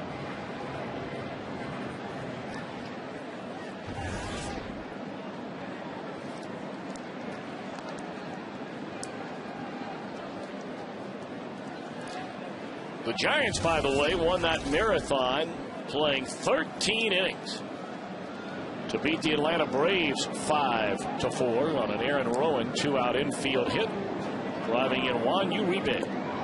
Strike 1 to Orlando Cabrera. One of the final earlier today, Colorado in its home opener, shut out San Diego 7-0. Jorge De La Rosa, the shutout. We saw him in spring training, and he looked mighty good. A lot of strikes and coming up with that changeup. Makes it tough on right-handed hitters. Did Bobby Cox get thrown out in that Braves game? Yes, he did. In the 13th inning. Just check. He had enough. 2-1 on Cabrera. Pulled a string on him there. That's a tough pitch to lay off right there. You got a sinker baller that's staying around your kneecaps. You finally see a ball up in the zone a little bit. Your eyes pop open and you take a big hack and it's not there.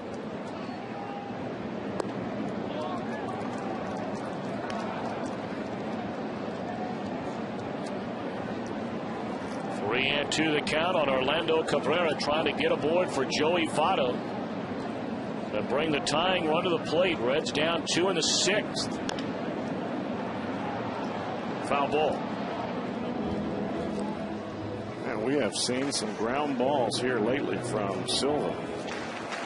When he was going good in Minnesota, this is the kind of ball game he would throw. Counting on his defense. Cabrera by far has seen Silva more than any other Cincinnati Red, both playing in the American League for so many years. 31 career at-bats coming into the game tonight for Cabrera against Silva. 13 hits. That's a .419 batting average. But tonight, a line drive to right, an unofficial at-bat on a sacrifice fly in the first. And then a fly ball to straightaway center to retire Cabrera his last time, and same thing here, it appears. 2 away in the inning. And if I'm not mistaken, I think Cabrera and Ramon Hernandez have played with Silva down in Venezuela since they were youngsters.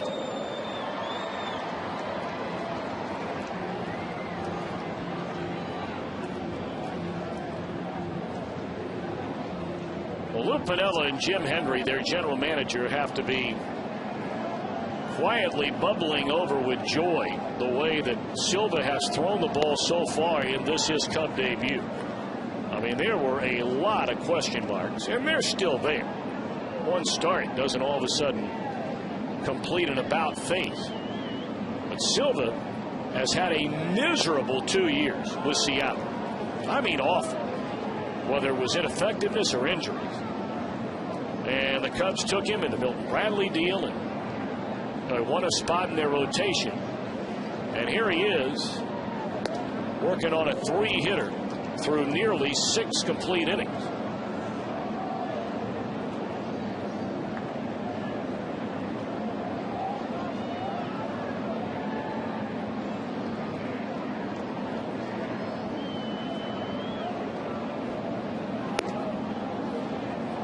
Votto clearly has had a very tough time with Silva here tonight. He struck him out on 3 pitches his first time up. And then Votto very weakly rolled out to the second baseman Fontenot, fooled on a pitch down and into the 4th. Well, he struck him out on that fastball up and in back in the first inning. And the ball that was in that he grounded out on started in. Joey opens those hips up thinking it's a fastball in, and it runs back away from him, and he ends up hitting it off the end of the bat.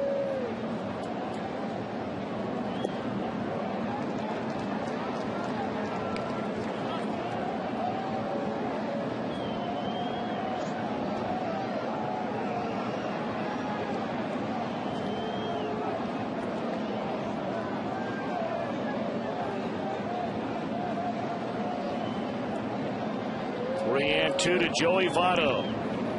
Struck him out, inning over.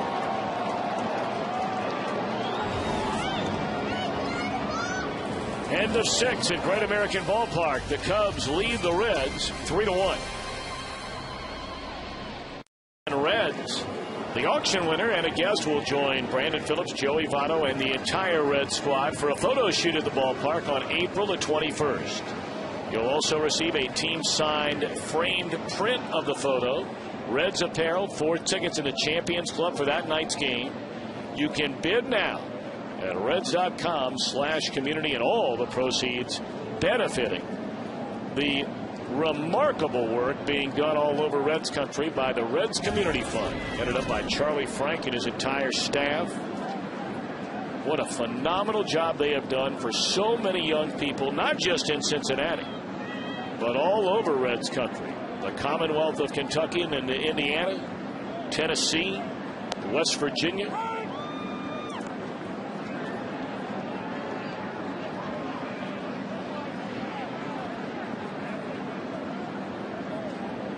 Well, Derek Lee really has a big open stance for such a power hitter. Starts with the open stance and then brings that front left foot back to home plate. That foot right there comes to right here, and it stops, and then he comes towards the pitcher.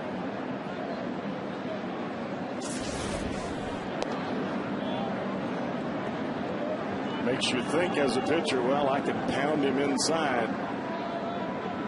You better think again. You can get it in there, but you better not stay in there. A perfect night for Derek Lee. A couple of hits and RBIs, been hit by a pitch and scored a run.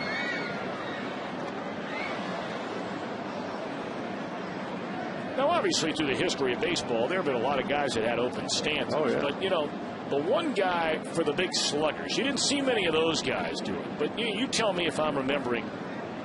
Andres Galarraga, when he came all the way back after breaking in initially and having some big years with Atlanta. You know, his career seemingly was falling apart as Lee has gone on strikes, and then he went to Colorado. He got into that open batting stance, and then all of a sudden, the home runs, the RBIs are piling up. And the next thing you know, you look around baseball, and every year, more and more guys trying that open stance. Well, what they found out with Andres Galarraga was that he was right-eye dominant, his back eye, the eye that was closer to the catcher. So they opened him up so his right eye could get more of the vision of the baseball. So he could track the ball as it came to home plate. And then just as we saw with Derek Lee, he would slowly close that front leg as the ball came to the plate. It allowed him to see the ball much better. High pop up into short right field. Jay Bruce is there. And there are 2 away in the inning. Well, tomorrow, NASCAR on Fox moves to Phoenix, where Mark Martin will try to defend his title and take home the checkered flag for the 2nd straight year. Now, coverage of the Subway Fresh Fit 600 from Phoenix International Raceway begins tomorrow at 7 p.m. in high definition on Fox.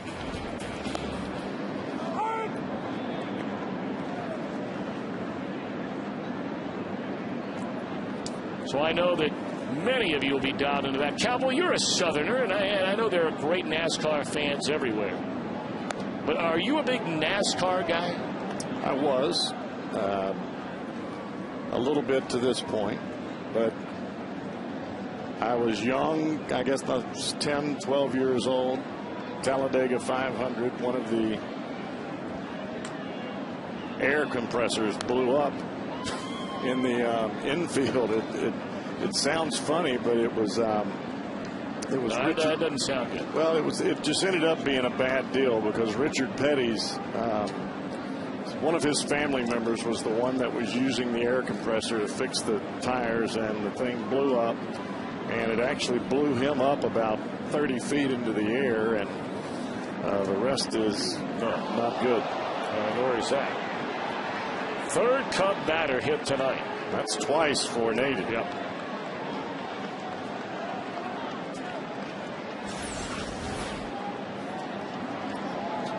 This pitch is supposed to be away, and it comes right up and in around the front shoulder of Xavier Nady. That's a square pop. Nady's wondering what in the world did I do to deserve this. First start of the year for Nady. Of course, he used to hurt the Reds a lot in this ballpark, wearing a Pirates uniform. 4 times now Nady has been on base. Hit by pitches twice, an RBI single, and has drawn a walk. And that single hit the wall so hard he couldn't get a double out of it. It came back to Gomes so quickly he had to stop it first. Alfonso Soriano, the batter, takes on the inside corner. That is the first base runner against Micah Owings after taking over for Homer Bailey beginning in the 6th inning. Had retired 5 in a row until hitting Nady. Now the Cubs have activity for the first time in their bullpen. They have gotten 6 outstanding innings from their starter, Carlos Silva, tonight. That's right-hander Justin Berg getting warmed up.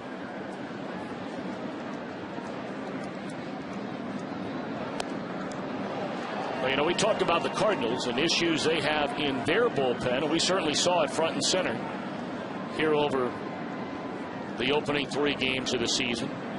Now, this Cub bullpen, boy, they've got some major question marks. I mean, a year ago at this time, they were so excited about Kevin Gregg as their new closer. Carlos Marmol setting him up.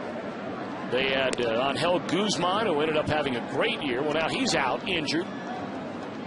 Of course, Gregg is no longer here. Marmol is now the closer, as Malin Caridad is their primary setup man as a right-hander, and their primary left-handed setup man, the former Pirate John Graybo. In the air, right field. Bruce to track it down, and the inning is over. Excellent work by Micah Owings. We'll see if the Reds offense can come to life. They're down a pair as they stand and stretch at Great American Ballpark. Saturday, April 10th, that's tomorrow. Scott's National Lawn Care Day, and learn tips from lawn care professionals. Well, Fox Sports Ohio, it is indeed a family affair. Not only the Reds on the field and in the community, but Cowboy, even on nights when Chris Welsh is not working. He brings the kids. He has his son Mac down here with him, his beautiful little daughter, Gracie. We've had her on TV before. You doing okay, kiddo? So nice to see you. And she brought her friend, show him the gloves. Braden Stacy, to the ball game. That's what I'm talking about. Purple and pink. That's nice. I'm digging it. Drop an early one. Whoo-wee! So they're enjoying the ball game with Dad. Has he been a good dad tonight? I mean, you got cotton candy going yet? No. How about nachos? No. How about ice cream? That's what I like. No ice cream? Probably a little sushi now down at the UDF, right? Downstairs? No. Huh? Got to get some food. Yeah, got to get something. Get on your dad. Tell him to open that wallet. I tell him that all the time when we're on the road. All right, let's see if the Reds can get something going here. First pitch swinging. Goodness gracious. Against a new pitcher, Justin Berg. I mean, you really got to wonder sometimes, Cowboy, where's the game plan? You know, there are some hitters that come to the plate and swing at the first pitch no matter who it is on the mound. But when you've got a young kid that's really hasn't pitched that much in the big leagues, you got to let him throw a little bit. I mean, Berg came up at the end of last year and pitched in a total of 11 games. So, I mean, it's not a stretch to say there aren't many of these Reds that have never seen this guy throw a pitch. 1-0 to Scott Rowland. Swung on and fouled out of play, and it's 1 ball and 1 strike. Berg trying to get the ball to Caridad and Graybo, the righty and the lefty, and then we mentioned Marmol is the closer. First year full-time closer for Marmol. Berg, B-E-R-G on the mound, and Bird, B-Y-R-D in center field. Marlon Berg. And Colvin, by the way, has gone over to right. So the night is over for Nady. Going to go ice that shoulder down a little bit. Bird, a big free agent acquisition during the offseason, coming off an outstanding year with the Texas Rangers. I'm sure we'll see him in the lineup the next 2 days. 2-1 to Rowland. Off the end of the bat, a little flare to center field, and Bird will get there. Silva goes 6 innings tonight, allows 3 hits and a run. The run was the very first batter of the game. Stubbs tripled and scored on a sac fly by Orlando Cabrera. Jeff, you and I looked at each other at the end of the 2nd inning after the Reds hit a couple of rockets. Had hits taken away on a great play made by Terrio, and even better play made by Derek Lee, and you thought Reds are going to get more runs than just the one tonight. Well, it hasn't happened yet, and it won't happen against Silva. Silva does not walk a batter. He strikes out 3 in 6 innings. And now Berg has retired the first 2 here in the 7th. First 3, and that's all in the inning. We go to the 8th. Cubs 3, Reds 1. Ball, you can use it in. And when you set up the ball in, it makes that breaking ball that much better when you go away. And when you can pull the string and throw that changeup and get that much movement after you've been pounding the ball on both sides of the plate with your fastball, well, Carlos Silva has looked like a genius tonight. Do not fret yet, however, everybody. We talked about this Cub bullpen, and I mean, even those who see this team on a regular basis are extremely concerned about how it's going to play out. I mean, Marmol is one of those guys, when he's throwing the ball like he did for the final out of the win last night, throwing 3 straight sliders. He is one of the most unhittable closers in baseball, but he is also the single wildest pitcher in baseball as far as walks per 9 innings is concerned from a year ago. So still only a 2-run ball game, and the Reds have a couple of cracks at him as Micah Owings begins his 3rd inning out of the bullpen. Into right center field. This will fall in a hit for Fontenot. A 3-hit night for Fontenot, who had 1 hit in the first series of the year.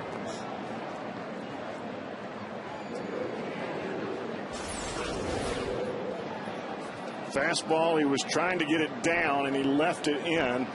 He's trying to get that backdoor breaking ball, and the breaking ball ends up staying inside, and Fontenot just stayed inside the ball. And when you talk about staying inside of it, that's taking the knob of the bat and driving it right towards the pitcher so that when the bat head catches up, it's out in front of home plate. First base hit against Micah Owings in relief of Homer Bailey. And here's Coy Hill, 0 for 3. Marlon Byrd, remember, came on defensively as part of a double switch, so he is in the 9 spot. Byrd in the on-deck circle.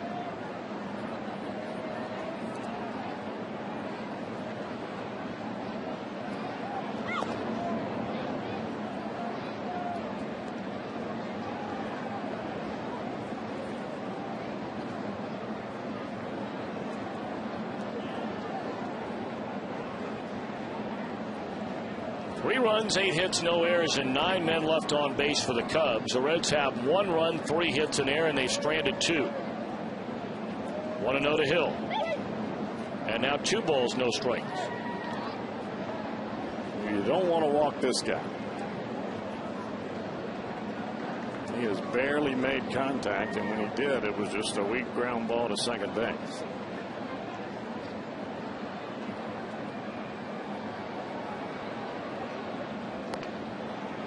Out in front of the plate, Owings going to look at second. He'll play to first, so give Hill the sacrifice, getting Fontenot into scoring position, and there's 1 away in the inning. Kroger and the Reds are proud to team up to offer you a great value again this summer. Check concession stands throughout the ballpark for the Kroger Meal Deal, which includes a full-size adult hot dog, a 16-ounce Coke, and during this homestand, a bag of David sunflower seeds, all for just $7. Can't beat that. No. And you know that if Lou Piniella was not concerned about his bullpen, he would not be playing for 1 extra run right here. He'd be playing for the downs to try to blow this thing out.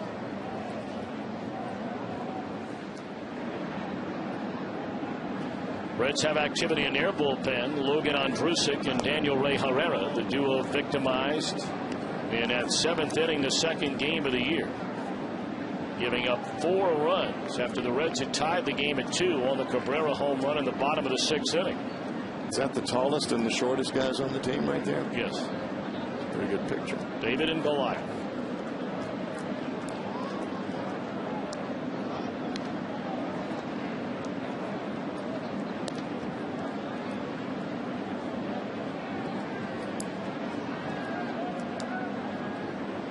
That was an ugly swing by Marlon Byrd there on a changeup that ran all the way across the plate. He was obviously fooled on that pitch.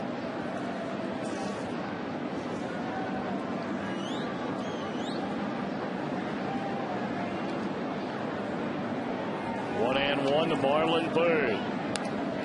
Foul ball back out of play.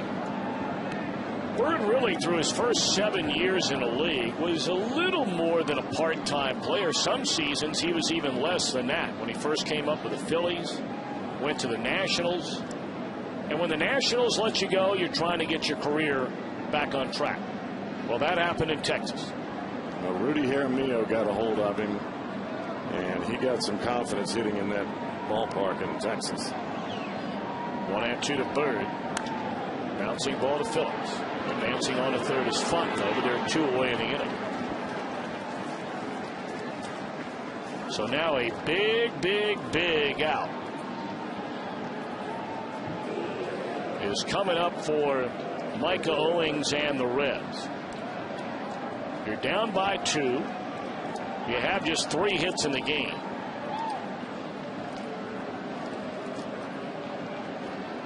Here's Ryan Theriot.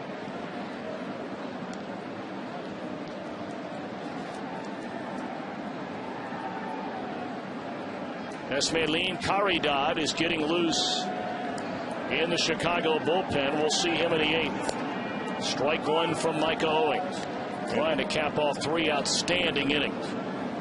Caridad has a tremendous fastball. Not a whole lot besides that. His breaking ball is fair at best, but his fastball has got some get up and go to it.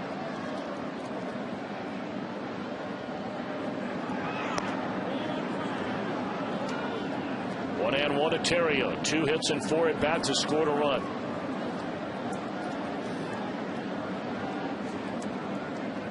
Fontenot started the inning with a single. They bunted him to second. A ground out advances him to third. And now Owings trying to cap off 3 scoreless frames out of the Reds bullpen.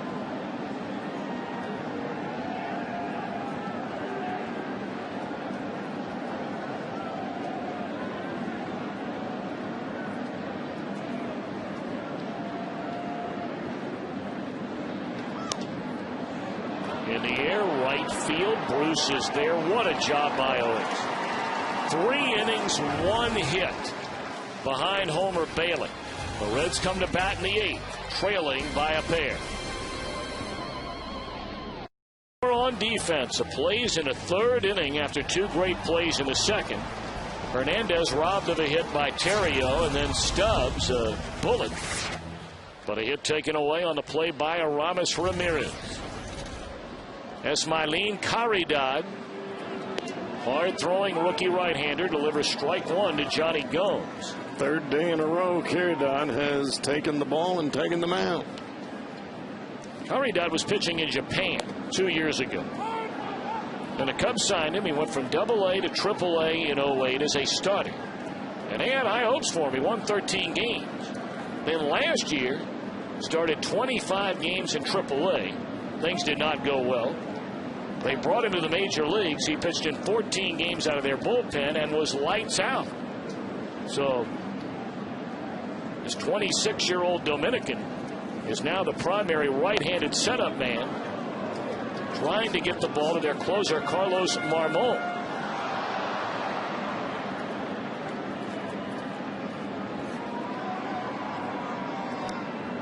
Cubs lead 3-1.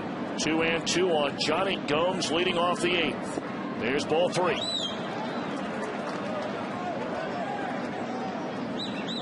Curry died during the spring, and not sure what you can read into spring training, but one thing he did not do with so much wildness.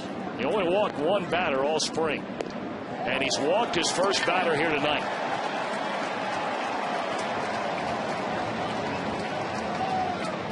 It's amazing. You wait to the 8th inning to have by far and away your most patient at bat all night long.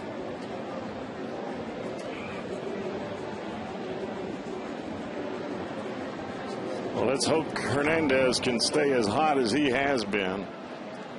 He had a line drive out in the 3rd inning and a line drive down the left field line for a double back in the 5th. There's ball 1 up and away.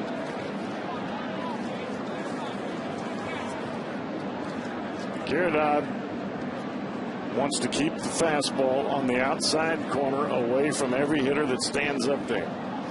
Not going to pitch inside much at all. Breaking ball away, and it's 2-0. Now, he thought that he had a strike 3 on the pitch to Johnny Gomes, and he got a little bit frustrated. You could see him snap the ball back from the catcher, Coy Hill, there. That shows me a little frustration for the right-hander, and Larry Rothschild, the pitching coach for the Cubs, is going to come out and have a little conversation and try to calm down his right-hander. Well, surprisingly, the Cubs have a left-hander. That's not a surprise, getting loose in their bullpen.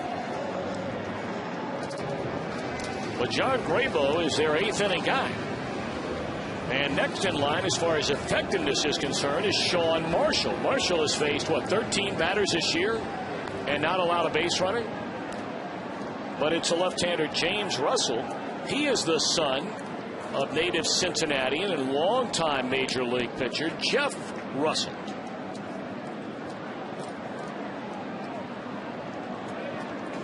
James Russell had an awfully good spring training.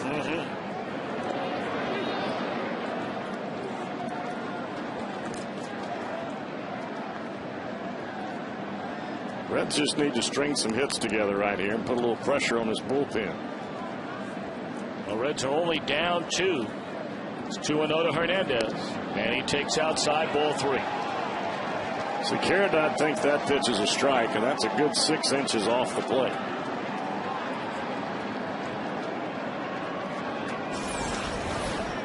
Watch Fox tracks here where that ball is shown out there. That's how far that ball is outside. Well, that one caught the corner. 3-1 now to Ramon Hernandez. Chris Dickerson stands in the on-deck circle. A leadoff walk to Gomes here in the 8th inning. And now a walk to Hernandez. Well, now you have an interesting decision if you're Dusty Baker. You're down by 2 runs. Your team only has a grand total of 3 hits. And you hear the adage all the time, about playing to win on the road and playing to tie at home. I don't know about you, Cowboy. I've never bought into that theory, but it is a theory. I mean, the question is, do you ask Dickerson here to put down a bunt? If he does so successfully, you still have a very slow runner out at second base. And you wonder if it would take 2 hits to score 2 runs instead of just a single. I think what you have to do here if you're a manager is, what do you think about the bullpens? Do you think you can outpitch him in the bullpen? If you do, you bunt. Well, he bunts. This could be a hit. Dickerson racing up the line, and he is safe. You knew when he put it down that Ramirez was tardy coming down the line, and the Caridad was not going to get there. So that is a bunt single for Dickerson, and the Reds have him loaded. Watch the bunt here by Dickerson. It's a sacrifice bunt. He makes sure that it's fair, but it's such a good bunt that Ramirez has to come in and make a do-or-die play. The ball bounces. It draws Fontenot off the bag, and now they're going to take care of that slow runner at second base, take Hernandez out of the ball game, bring in Paul Yanish to run, and now you've got speed all the way around the base paths and at home plate with Stubbs coming to hit. The bases are loaded with nobody out.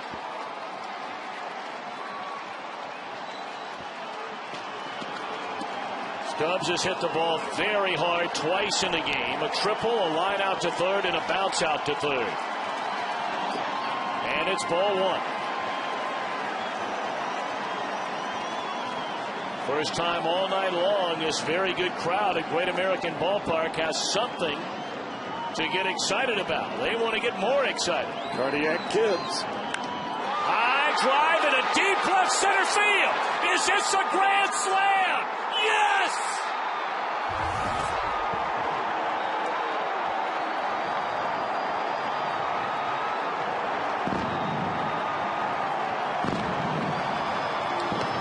Oh, baby, we talked about this Cub bullpen and how you don't throw in the towel going to the eighth inning. First career grand slam for Drew Stubbs. How about that? Cowboy. How we looking? It's amazing what you can do to put the pressure on the opposition. A great decision to bunt there, move the runners, but more importantly, what it did is it applied some tremendous pressure on the pitcher, Caradot. And there's a grounder deep in the hole. Terrio lets it fly. What a play by Terrio. He has had a great night. Just a great night. Big time quickness from Terrio to make that play. But watch this grand slam swing here. This ball is out over the plate, and it's exactly where Stubbs is looking, because he knows if the ball is out over the plate, he can get it into the air and at least get the sacrifice fly. Not only does he get the fly, he gets the grand slam because it flies all the way to the bullpen. Now Joey Votto, and he takes up and away ball one. Drew Stubbs. Of course, those two guys were fighting it out for that center field job right there. Stubbs and Dickerson, and both figure to get a lot of playing time. And both an integral part of this 4-run eighth inning. The bunt by Dickerson to load him up. And then right behind him, the grand slam. This one down towards the corner. And that is a foul ball.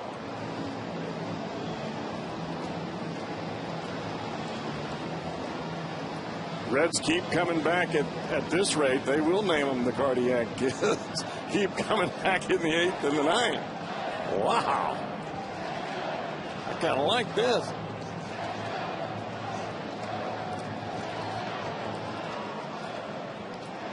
That's team right there. When you see two guys like this that were battling it out in spring training, and here they are doing the victory dance over there in the dugout. That's good teammates right there, boy. Well, you know, we were talking earlier about Michael Owings and about how many good kids are on his team. And, I mean, you could go right on down the line. But, I mean, you know, you look at the young guys, especially in the outfield. Those two, Stubbs, Dickerson, Jay Bruce. I mean, where are you going to meet three nicer young men than those three guys, right? You're not. I mean, I'm not including guys like Nix or Gomes. I'm not excluding them, saying they're not good. They're good guys. I'm just saying for real young guys, right. And Owings, young guys in their, you know, early 20s. Well, I know when I played for the Cardinals, and this was back in '98, when Walt Jocketty was really forming the heart of that Cardinal club that really started to win some championships. That's what it was about. It was about character and getting guys in there that were playing together. Caridad fans, Votto. Another guy, Giannis. I mean, and again, I am not excluding anybody for any reason. It's not about that. But it's just the guys that come up. And, yeah.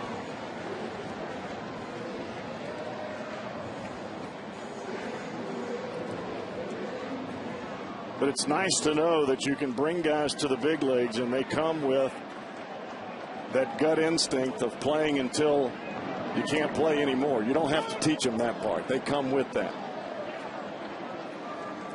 You know, the game-ending home run yesterday by Gomes in just the third game of the year was something the Reds only did one time all of last year. Drew Stubbs hit their only game-ending home run last season. That was against the Giants, you may remember. And last year, the Reds as a team, the entire season, hit a total of 2 grand slams. Here we are in the fourth game of this year, and they have their first.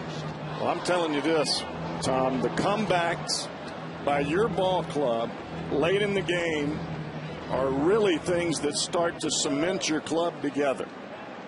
When you have guys that never give up and they continue to pull games out of the hat at the end, you've got guys that really start to bond, because then you start to know that you've got guys on the bench that can contribute, guys that start the game that can contribute, and you got guys out of the bullpen. Even the long man comes in, and what happens tonight? Micah Owings pitches 3 scoreless innings. If he comes in and gives up anything, that doesn't have a chance to happen. And now Owings, after 3 brilliant scoreless frames, is in line for the win. Everybody plays a part. Francisco Cordero will be summoned in the ninth. And the other thing the Reds have done here, and I don't know if it's because they know they're facing a rookie, but they have shown far more patience in this 8th inning than all the other innings combined. They did not have a single walk against Silva. There's an excuse me roller down to Lee, and that'll end the inning. But what an inning. What an inning. 2 walks, a bunt hit loads them up. Stubbs touches them all.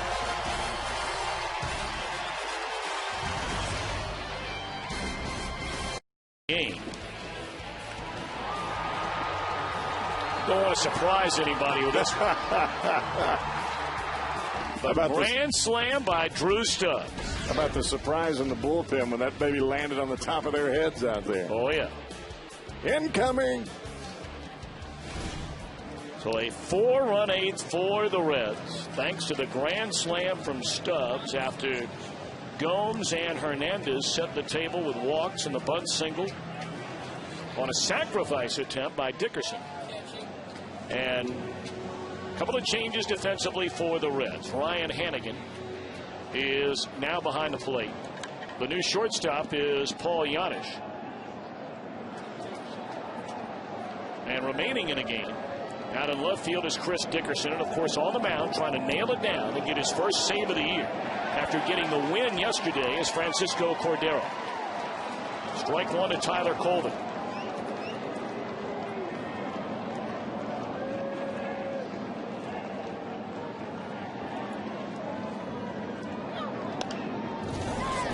Cordero off his glove. Phillips there in time. And Colvin not happy about it. What a play. And here comes Lou Piniella. First base umpire Dana DeMuth calling Colvin out. That is great anticipation by Brandon Phillips. He never gave up on the ball or never assumed that Cordero would make the play. It's a changeup. Colvin hits it off the end of the bat. Look at Phillips coming. He never stops. Gets it on the shuffle and just gives it right to Votto. Well, that's about as good as it gets right there. Watch the bare hand flip all in one motion.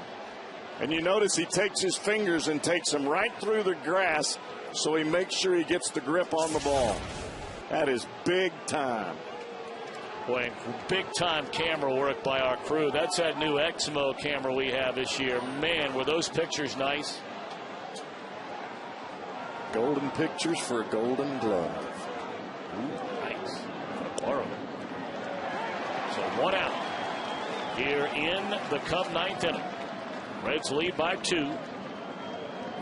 Derek Lee, a couple of hits, has been hit by a pitch, knocked in a run. You can't say enough about Micah Owings tonight. I mean, Homer Bailey battled. Threw over 100 pitches in 5 innings, but he allowed just 3 runs. He battled tonight. Didn't have his best stuff. But perhaps watching him grow before our very eyes as we did at the end of last season.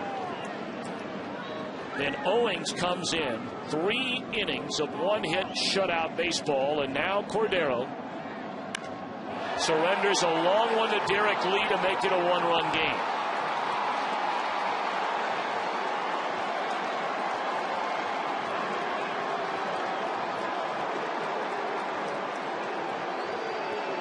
Boy, it makes no difference whether Derek Lee is in a slump or he's red hot. When he walks into Great American Ballpark, he is Lance Berkman-esque.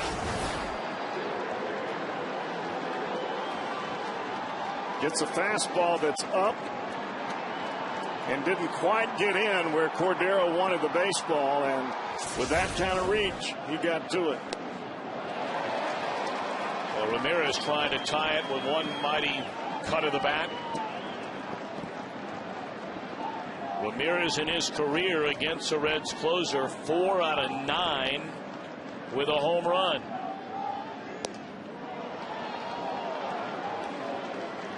Right after the game on Fox Sports Ohio, we'll break it down on Reds Live, brought to you by Kings Honda in the Kings Auto Mall. Visit KingsHondaUSA.com.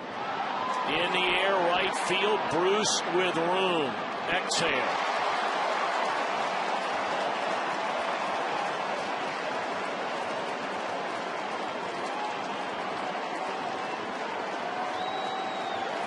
One more out to go, and here comes Kosuke Fukudome. He will come on to bat.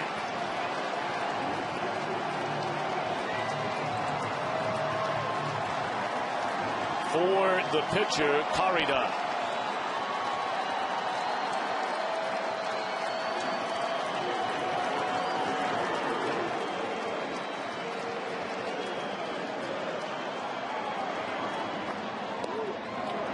Now you know why, Tom, back in the 8th inning, that Pinella played for that one extra run, because he knew that it would mean a lot for that bullpen to at least have an extra run, because they would have needed it, and it didn't happen. Well, Cordero still has work to do.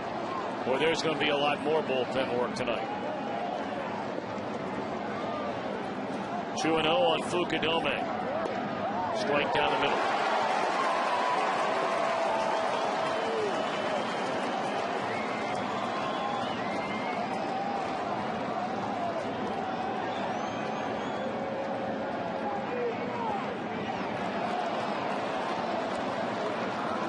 Fukudome, an extremely patient hitter.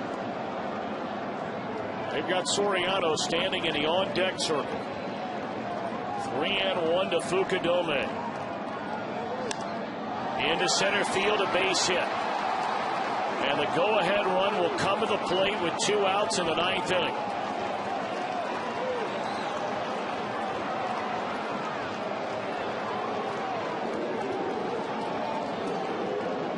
The Reds last year, when leading at the end of 8 innings, only lost 1 game. 67-1.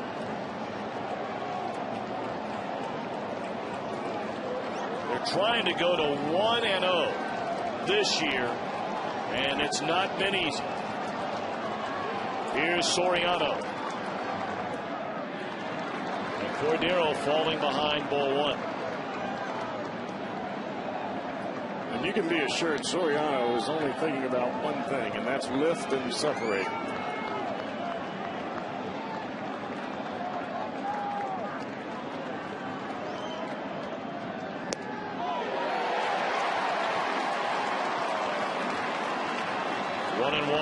Cordero had a little juice on that one. 95-mile-an-hour heater.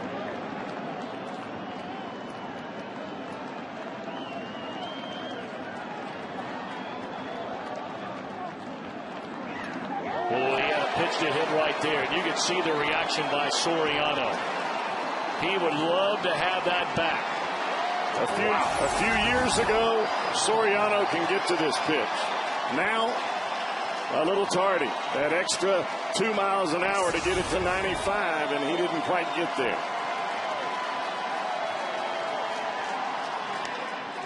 Slow roller left side. Roland can't make the play. He had to go a long way to get there. The inning now continues for Fontenot.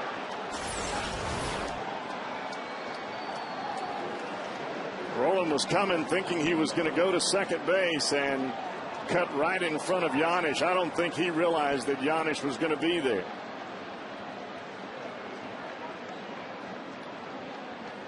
Fun, no, 3 singles and 4 at bats. He had a hit in the second, a hit in the third, fly to left in the 5th, and then singled against Micah Owings. The only hit Owings allowed in 3 innings in the 8th. And again, Cordero falls behind.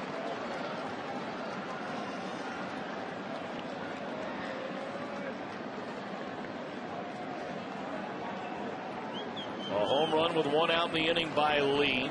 After a second out, consecutive base runners reach. A hit by Fukudome, the air by Roland. In the hole, it's short.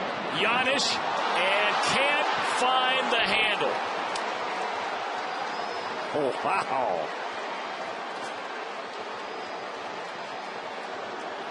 The bases are now loaded. And Chad Tracy's going to pinch hit. Well, you talking about snake bit in this inning. Giannis comes up with a baseball, and it just comes out of his hand. Gets there, makes a great play. Well, Cordero will have to earn this one tonight.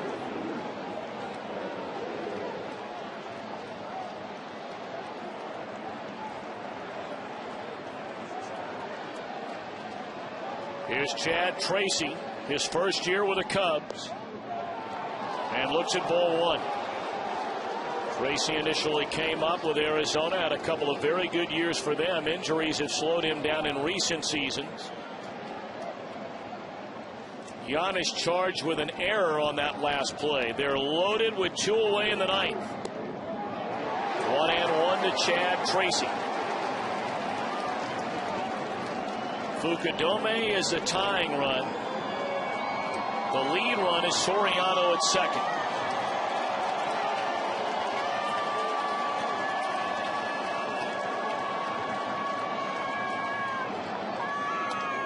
A check swing. Cordero makes sure, and the Reds have won it. Wow. It wasn't easy. It wasn't pretty. But the fireworks are in the air out in right center field as the Reds get a grand slam from Drew Stubbs in the 8th inning. And beat the Cubs, hang on to defeat the Cubs by a final count of 5-4. A gutty effort by Homer Bailey. Great work out of the bullpen by Micah Owings, who gets the win. And Cordero gets his first save of this season, sending the Reds to a 2-2 record on the year. Huh. I said exhale on the fly ball by Ramirez. Now you can really exhale. You might need help on the inhale part.